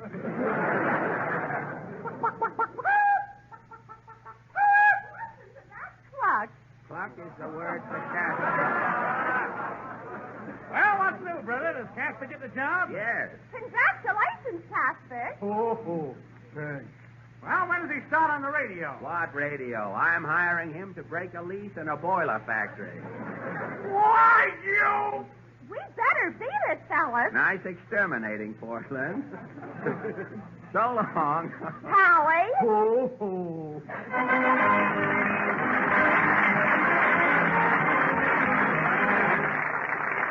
And now the Town Hall Quartet, ladies and gentlemen. Tonight the boys sing a spiritual called Head Low.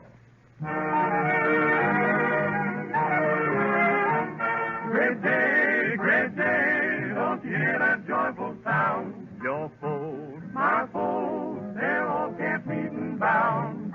Come on, honey, let us follow the crowd. I feel the spirit in the shouting out loud. Don't wait too late, let your better self decide. Give out, give in, swallow all your pride.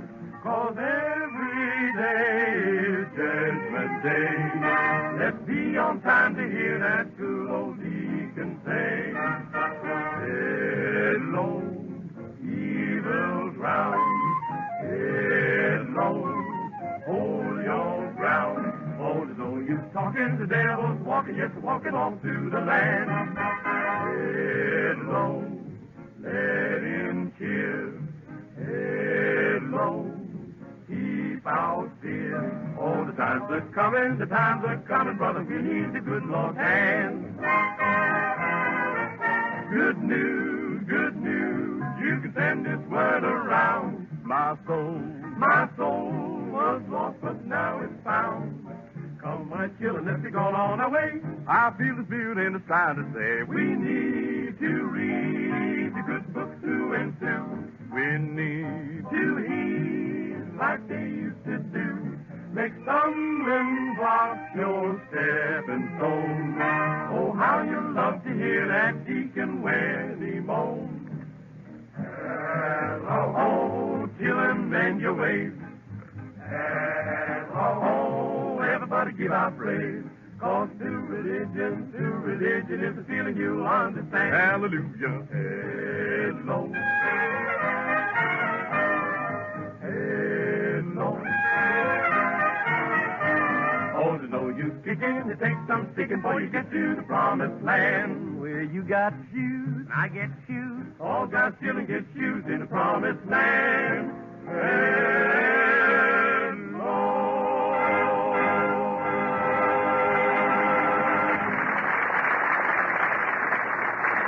Thank you, ladies and gentlemen, and thank you, boys. And now for a thrilling excursion into the realm of the esoteric. Oh, goody. Do we take sandwiches and hard-boiled eggs? Do we take them where?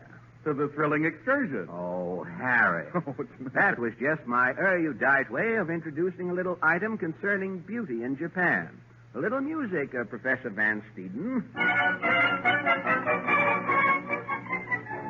There was a time in Japan when black teeth were considered beautiful, so they were dyed black with a liquid composed of iron filings and a species of nut applied to the teeth with a feather. Ipana. What do you mean by that, Harry? Well, Fred, that's just my erudite way of introducing a little item concerning beauty in America, where only sparkling, naturally white teeth are considered beautiful, and where Ipana toothpaste plays such an important part in our standards of loveliness. Because Ipana is more than a toothpaste. For when used with massage, it helps tone and stimulate tender gums. The dentists say, when our gums are soft and tender, our teeth are seldom bright and sparkling. Today, our gums do not get the exercise and stimulation they need from the soft, creamy, well-cooked foods we eat. So we earnestly suggest that every time you brush your teeth with Ipana toothpaste, you put a little extra Ipana on your brush or fingertip and massage your gums with it. It's the modern way to give them the toning and stimulation they need to help guard against gum trouble. Since Ipana goes so far in helping you have cleaner, brighter teeth, and as a result, far lovelier smiles, it will certainly pay you to always remember Ipana for the smile of beauty.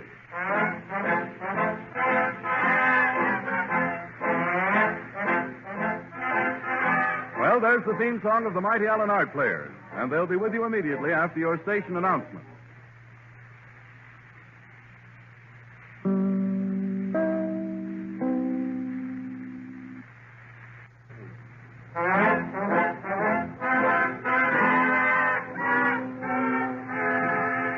Ladies and gentlemen, we present the little group that inspired that song's success, this year's hit is, the Mighty Allen Art Players. Tonight they present a backwoods drama entitled The Great Hillbilly Battle, or Harsh Words Don't Always Start a Feud. It's when somebody says, oh, shoot. Over to you, Peter.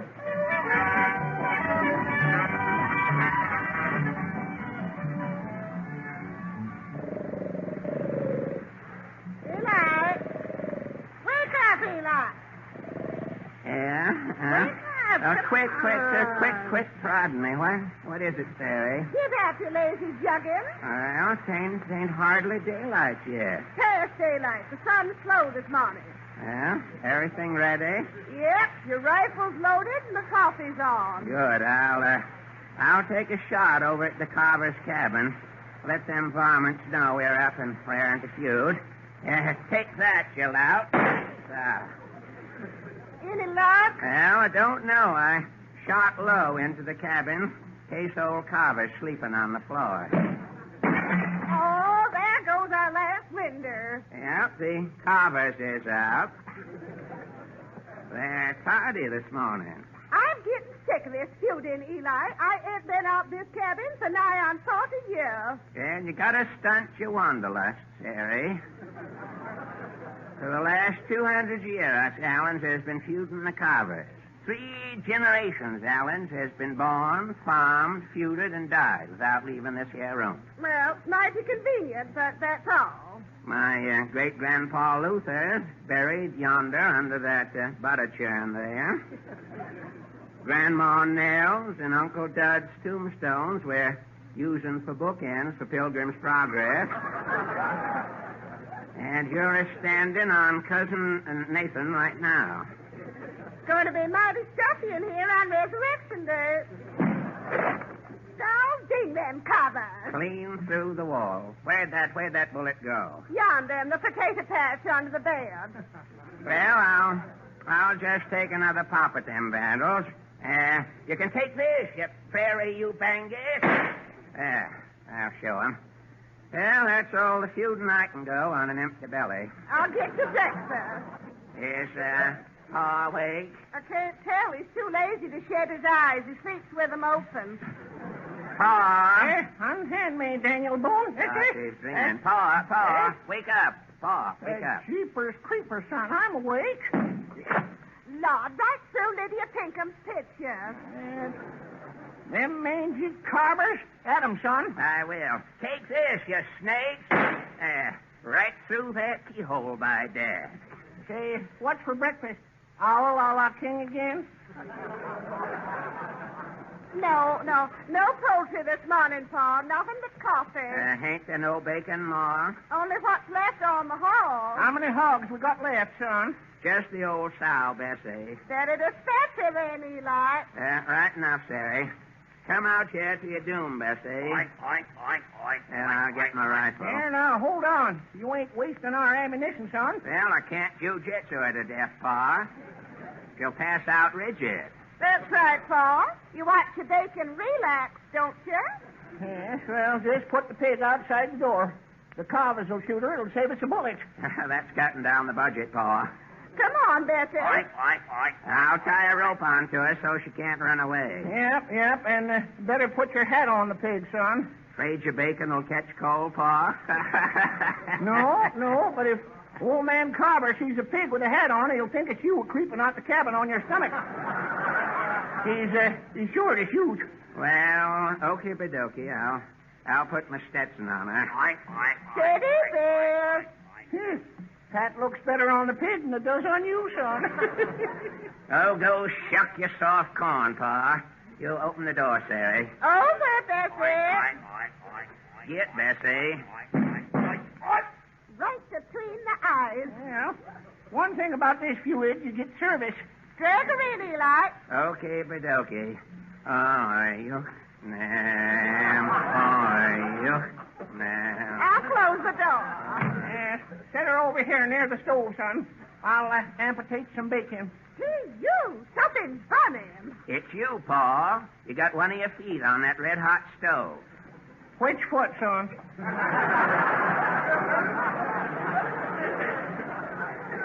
It's your left one, Pa. Gosh, two of your toes is clinkers. Well, could be worse. I still got 3 toes left. Lord, I wish you'd wash your feet, Pa, before you grill 'em. Wash 'em? Wash 'em for what? I ain't showing off at my age. You ought to stand up someday, Pa. Surprise your feet. Well, there goes breakfast. Carver just shot the coffee pot off in the stove. Adam, son. Yeah. Take this, you rat-faced scum. Bully for me. Bullseye, Eli. Yep. Old Carver was making a sign at me. Well, sir, I shot his thumb out from between his nose and his forefinger. Nice aiming, son. Nice aiming. There's the postman. No shooting, Eli. No, postman's got the right of way. The only thing using than the Carver's grease on. Open the door, somebody. I'm hauling gingham, Pa. Howdy, folks. Howdy, Abner. Notice any mail, Abner? Just your morning batch of insults from the Carvers. Yeah? What word-of-mouth venom's Carver up to today? Well, to start off with, he says, you Allens are so low, they'll have to jack you up to bury you. Why, them rodent-eating trash. Them weed-munching mongrels. Ditto for me, too. Anything else, Abner? Yep, here's Carver's thought for the day. Let's have it. Well, Carver says, you're so all-fired mean, you wouldn't eat in front of a mirror for fear your reflection would ask you for a bite. Why, that narrow-minded misfit. Any reply? You can bet your bottom postcard there's a reply. You can tell Carver for me. He's so filthy. The last time he met a skunk face to face, the skunk went home with an inferiority complex. That ought to rile him. Yep, and here's my thought for the day. You can tell that drooling, fork-footed, snuff-dipping gopher that he's so undernourished, his idea of high living is dipping his bread into a rabbit track before he eats it. Anything else? No, that'll hold Carver for the day, I guess. Well, I'll get along. Can't hold up the mail. So long. Well, Carver will have to go, son, to answer them insults. Yeah, them slurs will grit him up proper. If there's son Hector don't come home, he could help us with the Feud. Hector's only Alan ever escaped from the cabin. Say, how did he get away? I was sleeping that spring. Hector was only 4 when he stampeded 20 years ago. Yep, creeped right out of the cabin. Kid was so hairy and dirty looking, Carver thought he was a possum. Funny he never sent no word. Well, Hector might have crawled into a gopher hole and quit the human race. You can't tell. Oh, mailman's back, Jim. Abner must have forget one of them insults we mailed to Carver. Well, open the door. Hello, folks. Who is it, Eli? Don't know, Pa. It's Abner's suit, but a stranger sporting it. Don't you know me, Ma? Who are you, butter cheese? Why, I'm Hector, Ma, your male brat that got away 20 years ago. If you're sure enough Hector, what you doing in that mailman's get-up? Well, Abner let me work so old Carver wouldn't pink me off coming up the trail. Are you Hector Hunter Bright, Bulgy? Right as rickets, Grandpa. Just busted into town on a greyhound. Riding dogs is mighty dangerous, Hector. How'd you lull away your youth, son? Been studying at Barber College, Pa. Graduated last week with high honors. Magna cum sideburns. What's the latest news out yonder, Hector? Dewey still holding them off at Manila? Just gather the rest folks around and I'll give you all the news. We're all that's left, Hector. Why, where's Uncle Dud? Uncle Dud leaned out to spit in 27. Carver's got him. Grandma, too? Yep. She opened the door to shake the broom. They got Grandma between the dustpan and the broom handle. Your ma and me's carrying on the feud short-handed, Hector. Then I just got home in time. Sure did, son. I'll oil your gun. No, I ain't shooting, Pa. I came home to stop the feud. You ain't going to throw your paw out of work, Hector. Are you catched, son? No, Pa. I'll come back to bring you tidings. What tidings? Well, sir, the president's got a scheme to help folks like you. You can tell McKinley he can mind his old goddamn business. Now, take McKinley, Pa. It's Roosevelt. Well, we don't want him and his Rough Riders are butting in other. Now, sir. No, now, this is another Roosevelt president now. He's got a scheme called sociable security. What's it like, bingo? No, it ain't no gamble, Pa. When you get to be 65, you get paid. Paid for what? For being 65. It's a reward, like. What's that? What's that got to do with your ma and me? Well, you got to stop feuding. If you both get killed off before you get to be 65, you won't get paid. Hey, are you sure the government's giving real money? Yep, it's real money, all right, with eagles on it for spending. Well, money makes the mare go, and I can feel the horse coming out of me. Say, it sounds tempting. We ought to call off the feud. Now, hold on. Suppose we stop feuding and Carver keeps on a-going. Carver's willing to feud me. Abner pumped him yesterday. Fair enough. Might as well give in, Eli. Yeah, might as well, son. It's real money. Come on, Paul. Well, okay, bedokey. The feud's over. Hooray! Now wait. Hold on. Before there's any more cheering, when do I get paid? Right way. Here's your sociable security blank, Paul. All you got to do is sign your name right. Now load your guns, folks. The feud's back on. What's eating you, Paul? What's on that gun, Eli? Hold on, son. You ain't passing up that money. You heard my battle cry. The feud's on. What? You mean you'd rather die fighting than sign your name to this blank, Paul? I ain't got no choice, son. You know I can't write my name. Come on, you Carver.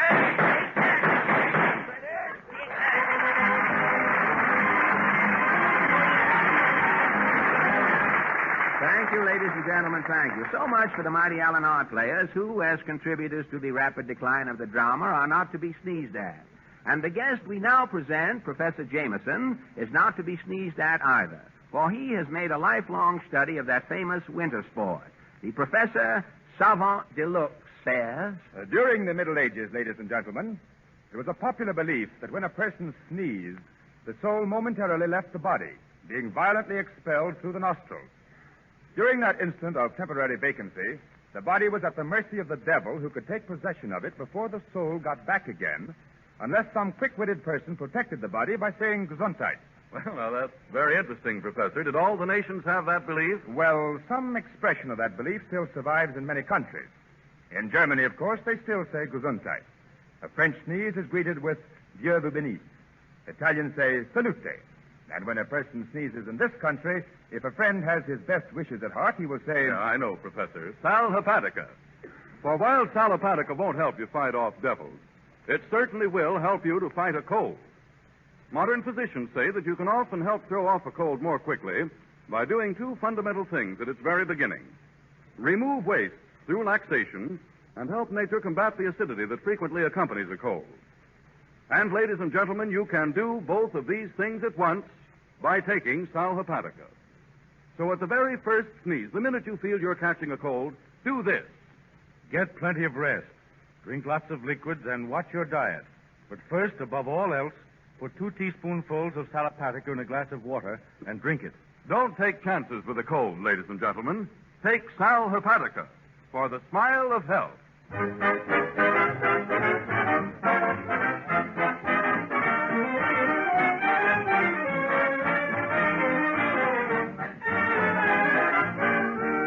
Van Steeden and the Ipana Troubadours are playing this year's Kisses, the vocal kisses by the Town Hall Quartet.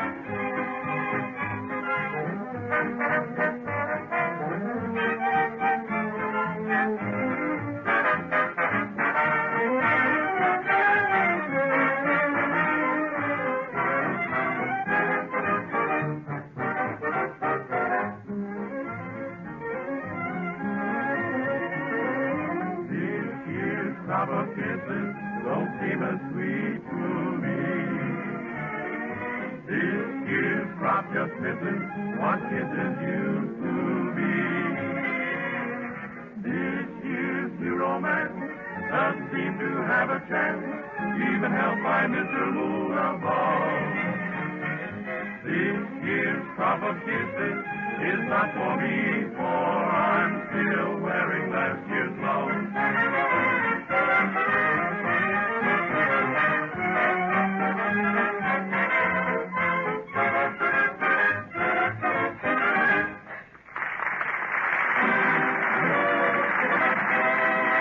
The Town Hall Variety.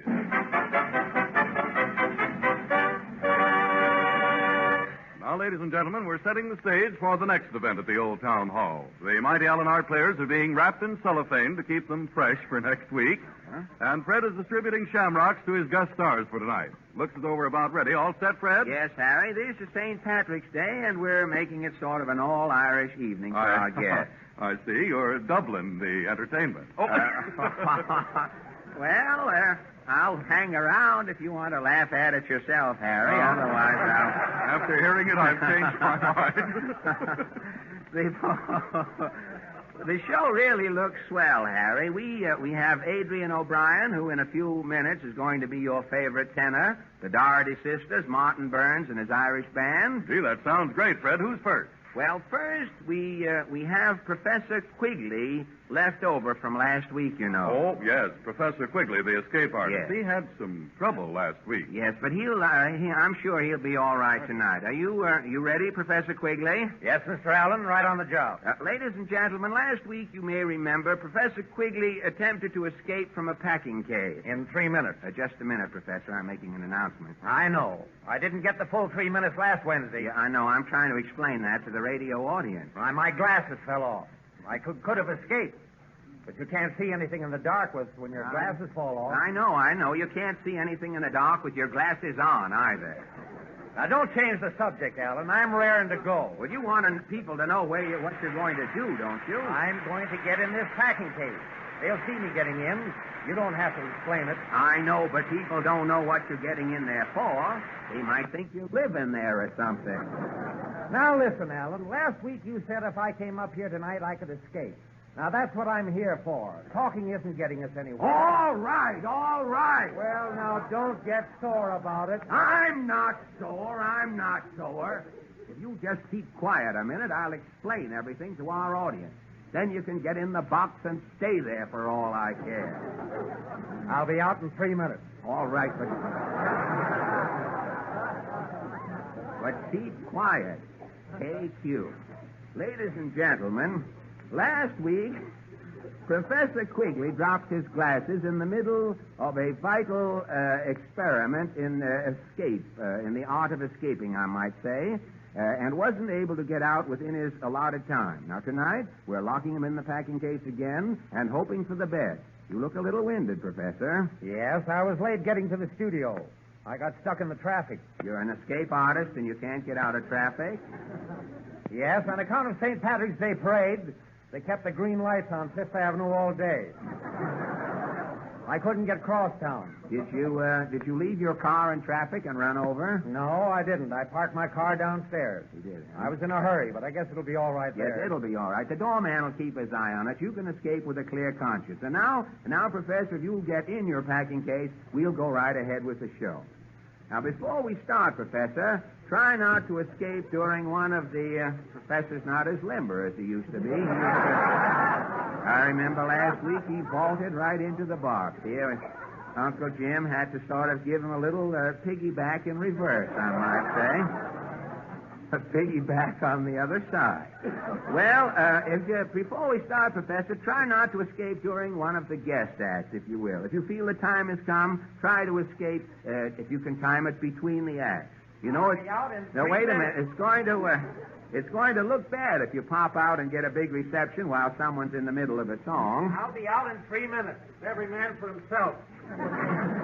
And now, while Uncle Jim is locking and nailing Professor Quigley in, we'll return to the entertainment. You all set, Uncle Jim? All okay, Fred. We don't want him to get out when we're not looking. Just lock that up. I don't think the lock is good and secure, huh? I don't think you'll have to nail it down. We'll all keep an eye on him and see what happens. Now we'll go right along with the show. Our first guest tonight, ladies and gentlemen, I would like to have you meet a beautiful voice possessed by a likable chap. The voice is tenor, and the young man is Adrian O'Brien. Adrian, this is St. Patrick's Day, and if a gentleman with the name of Adrian O'Brien can't sing his best on the natal day of his favorite patron saint, I'm afraid the race is going to do something drastic about it. You're from, how do you feel about it? You think anything? You feel in rare form tonight? Rare voice, I might say? Well, I really should. You should. I hope it brings out the best in me. Well, I'm sure that it will. You come from up in Boston, don't you? Yes. I know Bill McKinney has told me quite a lot about you and told me confidentially that you are considered to be the John McCormick of New England. Is that right? Well, I've got you pinned down. You have nothing to say, all right? I'll settle for Morton Downey. Well, how come you spend so much time up in Boston with a voice like yours? Why don't you come over here with all of the nightclubs and radio and one thing and another? I should think you'd have been over here long ago. Well, I was here, Fred, in 1931. 1931? Well, that's 5 years ago. Well, I was pretty young, just a callow youth at that time. A callow?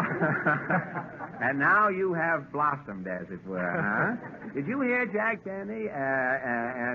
Did you hear our song the other night, Jack Benny and I, when we sang? Yes, I did. You did, huh? You know, the next day that song dropped out of the hit parade and got into the sweepstakes winners. But, Adrian, well, I want you to know we're happy to have you here tonight, and I'm going to ask you what you're going to sing. Well, in honor of the occasion, I'll sing one of the best-known Irish songs, A Little Bit of Heaven. A Little Bit of Heaven. Thank you very much.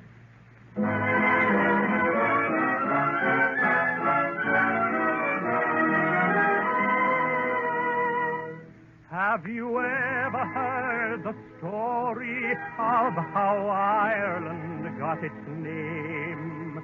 I'll tell you so you'll understand from whence old Ireland came. No wonder that we're proud of that dear land across the sea. For here's the way my dear old mother told the tale to me. Sure, a little bit of heaven fell from out the skies one day, and it nestled on the ocean in a spot so far away. And when the angels found it, sure it looked so sweet and fair. They said, suppose we leave it, for it looks so peaceful there. Then they sprinkled it with stardust just to make the shamrocks grow. Is the only place you'll find them, no matter where you go.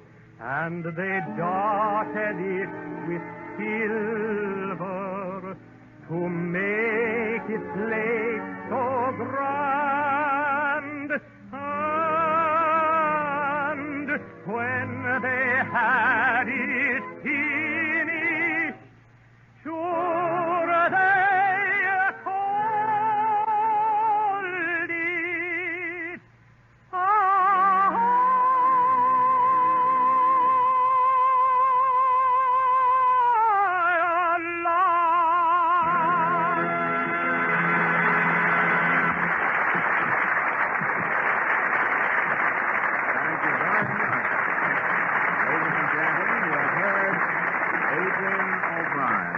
Excellent, Adrian. And now, before we present the next act, we'll see how Professor Quigley is doing.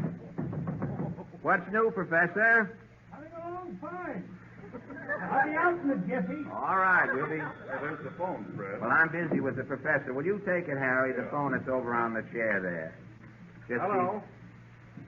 What's the doorman downstairs? What? Who is it, Harry? The doorman, something about a car downstairs. Well, let me talk to him. Professor Quigley, I'll see you. Don't want to disturb any. Hello? What? Professor Quigley's car is parked near the fire hydrant. You want to talk to him on the phone? Well, I don't know whether the professor can talk to you now. I'll see. Professor? You're right out. No, somebody wants you on the phone. What? You want it on the phone. The telephone. I'll take it. Shall we open the box? No. Put the phone down here. All right. Will you take this over to the professor, Uncle Jim? You just set it down there. We wouldn't want to... You all right, Professor? All right. Hello? You'll have to speak louder. What? My car is next to a fire hydrant. No, don't move it. I'll be right down. Okay, goodbye. Everything all right, Professor? Yes. They want me to move my car. I'll be right out. All right. Now, while we're waiting to welcome Professor Quigley, ladies and gentlemen, our next guests tonight are Martin Burns and his Irish Blackbirds. Ladies and gentlemen, this is one of the best-known Irish bands in New York City.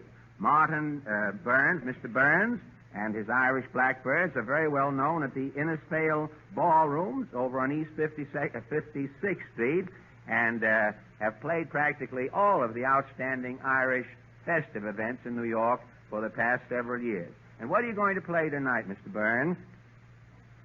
I'm going to play some marches and an Irish reel. You're going to play Kilkenny for Me, The Boys from Wexford, and the reel, The Old Maids of Galway. Is that right? Those are the numbers, all right. Martin Burns and his Irish Blackbird.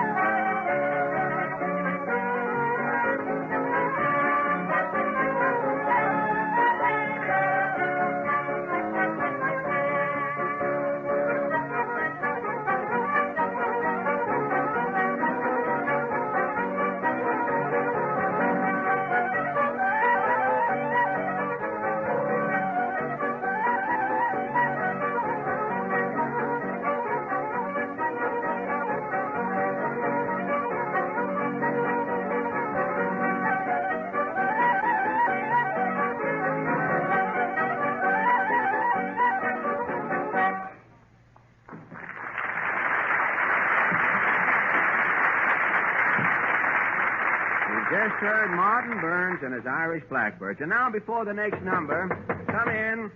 Is Professor Quigley here? Yes, but he's pretty busy right now, Well, sir. can I see him? Not from there, no. Now, quit stalling, Bud. I got to see this Quigley right away. Now, just a minute. Who are you? Police headquarters. Plainclothes squad, Bud. Now, where's Quigley? He's in that box. Who are you trying to kid, brother? Professor Quigley's an escape artist. He's in that box. He's busy escaping. Oh, yeah? Hey, Quigley! Now, listen, stupid. Your car is parked in front of a fire hydrant downstairs. If you don't get that can out of there in 2 minutes, I'll run you in. Okay. I'll speed it up in here. Come on, come on. Get out of that box and move that percolator. Well, can't you come back a little later, officer? And the law, Alan, on this bum. Yes? Yes, you, Quigley. Open this box in the name of the law. You better open it up, Uncle Jim. Okay, Fred. Looks as though we're going to... I'm practically out. Open that casket or I'll bust it in. I don't know. This is an outrage. You've ruined my act. You can't get away with this. Come on, punk. You're resisting the law. Say, you better go. This is an officer, Professor. You better go. But what about my performance? What about my escape act? Well, listen, if I had a little peace around here, I could get out of that box in 3 minutes. Come on, Now, Tony. just a minute, officer. Now, listen, what about my There's escape nothing act? we can do about it tonight, Professor. I'll admit you've been molested, and there's only one thing I can suggest. Now, if you want to come back again next Wednesday, I think you're entitled to another chance. I'll be here with bells on. Come on, Quigley. No, Professor Quigley to you, Flatfoot. I hope you won't have any trouble with that ticket, Professor. I'll get out of that in 3 minutes flat. Professor Quigley never fails. Come on, bum. Professor Quigley will positively appear next Wednesday night, ladies and gentlemen. Will he escape? While you're figuring out the answer, we present our next number. 2 young ladies from the county Bayonne in New Jersey. Maria and Julia Doherty. We are happy to welcome the Doherty sisters back on our program tonight, on our Irish night. And you girls are going to dance a jig or a reel. Which is it? An Irish jig. An Irish jig, huh? And what is the number called?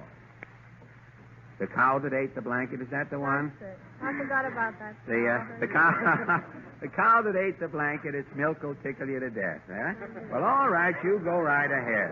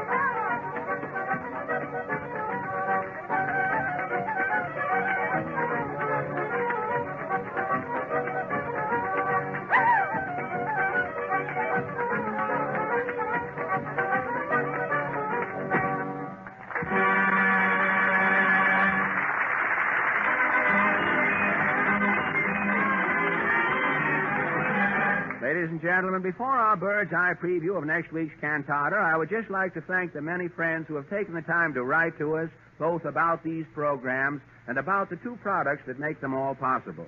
We hope you'll continue to remember the famous tube and the famous bottle. Ipana toothpaste for the smile of beauty. Sal Hepatica for the smile of health. Ipana, Sal Hepatica. Thank you, Harry. And don't forget, ladies and gentlemen, next Wednesday evening, Town Hall tonight brings you comedy.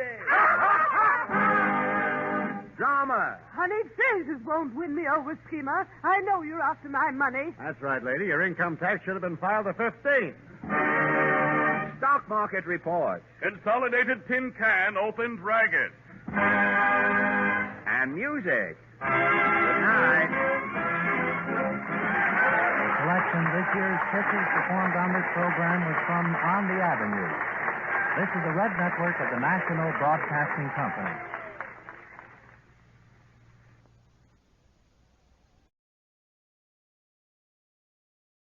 with, she has done so many wonderful Jack Benny books, and she recently, 4 months ago, released the second volume of Jack's Lost Broadcasts. And I love that book, and I love the first one, and I love her other book on Jack Benny. So I would suggest get all of her books. They're fantastic. And then I would also, we have John Henderson here from This Day in Jack Benny. Hello. And currently he tells us that he's been covering, and I don't know if they're out yet or whatever. Some of them are. He's doing the Orson Welles episodes where Orson takes over for Jack. But go ahead, John. You can tell us. Well, I was 2 weeks ago, I did the first one where he's gone, where it's Burns and Allen. Yes. And then last week was the first Orson Welles episode, and then going from there. Yeah. Ooh, so the next one you're on is one of my favorites in the whole series. It's when Phil comes back. I think yes. And that's actually the last one. That's the first Orson Welles episode. Is the first episode with Phil back. Oh, it is. Okay. Marines, Okay. yeah. I couldn't remember. So, okay. Yeah. Wow. Perfect. Yeah. And I love it when he comes back and his whole Orson Welles. I just love how he says it. And yeah, it was so great. He just comes back and immediately gets into a more meaty situation because, of course, Jack's not there. And so it gives Phil more to do. And it's one of those things where I would love to know more. It's one of those things unless you two know, which would be great, more of the history of what was going on there. Because I know that he was off in the Merchant Marines, but they were only in the Merchant Marines for like 16 weeks. And it sounded like it was what I always took it as is a way to get him out of getting his band members drafted and things that sort of took care of their obligation to the country that way. And they didn't have, but that's just always the way I took it, but I don't know 100% if that's what it was. And then I've had other people, I think Zach, who's not here today, I think mentioned to me that that he thought it was just that they were kind of performing for the Merchant Marine folks. Oh, yeah. But the thing is, why would they leave Jack's show for 16 weeks to do that? I don't. Well, I think you're right. I think it's partially maybe to keep them from getting drafted because they're volunteering, and it's in this very controlled. We're going to do it for the short time. We're going to entertain the troops, and we're not going to see any combat, basically. Yeah. But the other thing is, it also then shows to the country that we're patriotic, we're supporting the war and that sort of thing. Yeah. But my further question is, was Phil supposed to be done in 16 weeks, or was it supposed to go longer, but because Jack was out sick that they could say, hey, my boss is sick, I need to get back in there? I don't know. I mean, if that had anything to do with it. I've mentioned that before, and people have laughed at me and scoffed at me and said, well, you're not going to get the government to like change something up. I mean, it was 16 weeks is what he was supposed to do, and then he was done. They weren't going to shorten it. But behind the scenes, Jack actually threatened to quit the show just about that when he lost both his writers and Dennis, and Phil's folks going out. He ran off to Palm Springs, and it took it took the ad agency folks from Young and Rubicam to run out and calm him down because the draft hit him hard. It hit the show hard. And so as well as at the time he was pretty unhappy, he was growing increasingly unhappy. He didn't think the sponsor was doing much for him. And then, as I said, to lose both your two writers, and this idea that Dennis would have to go, and here's Phil going. Which sponsor was this at the time, Kathy, that you're saying you didn't feel was doing much for him? Was Young and Rubicam, who had been really great in the Jello years. But as it was getting into wartime, he was increasingly unhappy. They weren't willing to spend extra money on the show. But Jello, you don't care about. I mean, nobody but us mice would care about this. Jello couldn't afford him anymore, and they were trying to move him to Great Nuts Flakes or something else. And so there was a whole lot of tension going on. But let's just say losing a lot of his key staff to the draft or to these other obligations made Jack just up and want to quit. And of course, here was Fred Allen did just that on account of his his health. He quit the air for a while. So, you know, if we think in the background, there's a lot of turmoil and a lot of we don't know what's coming up. Yeah. So Well, that's interesting.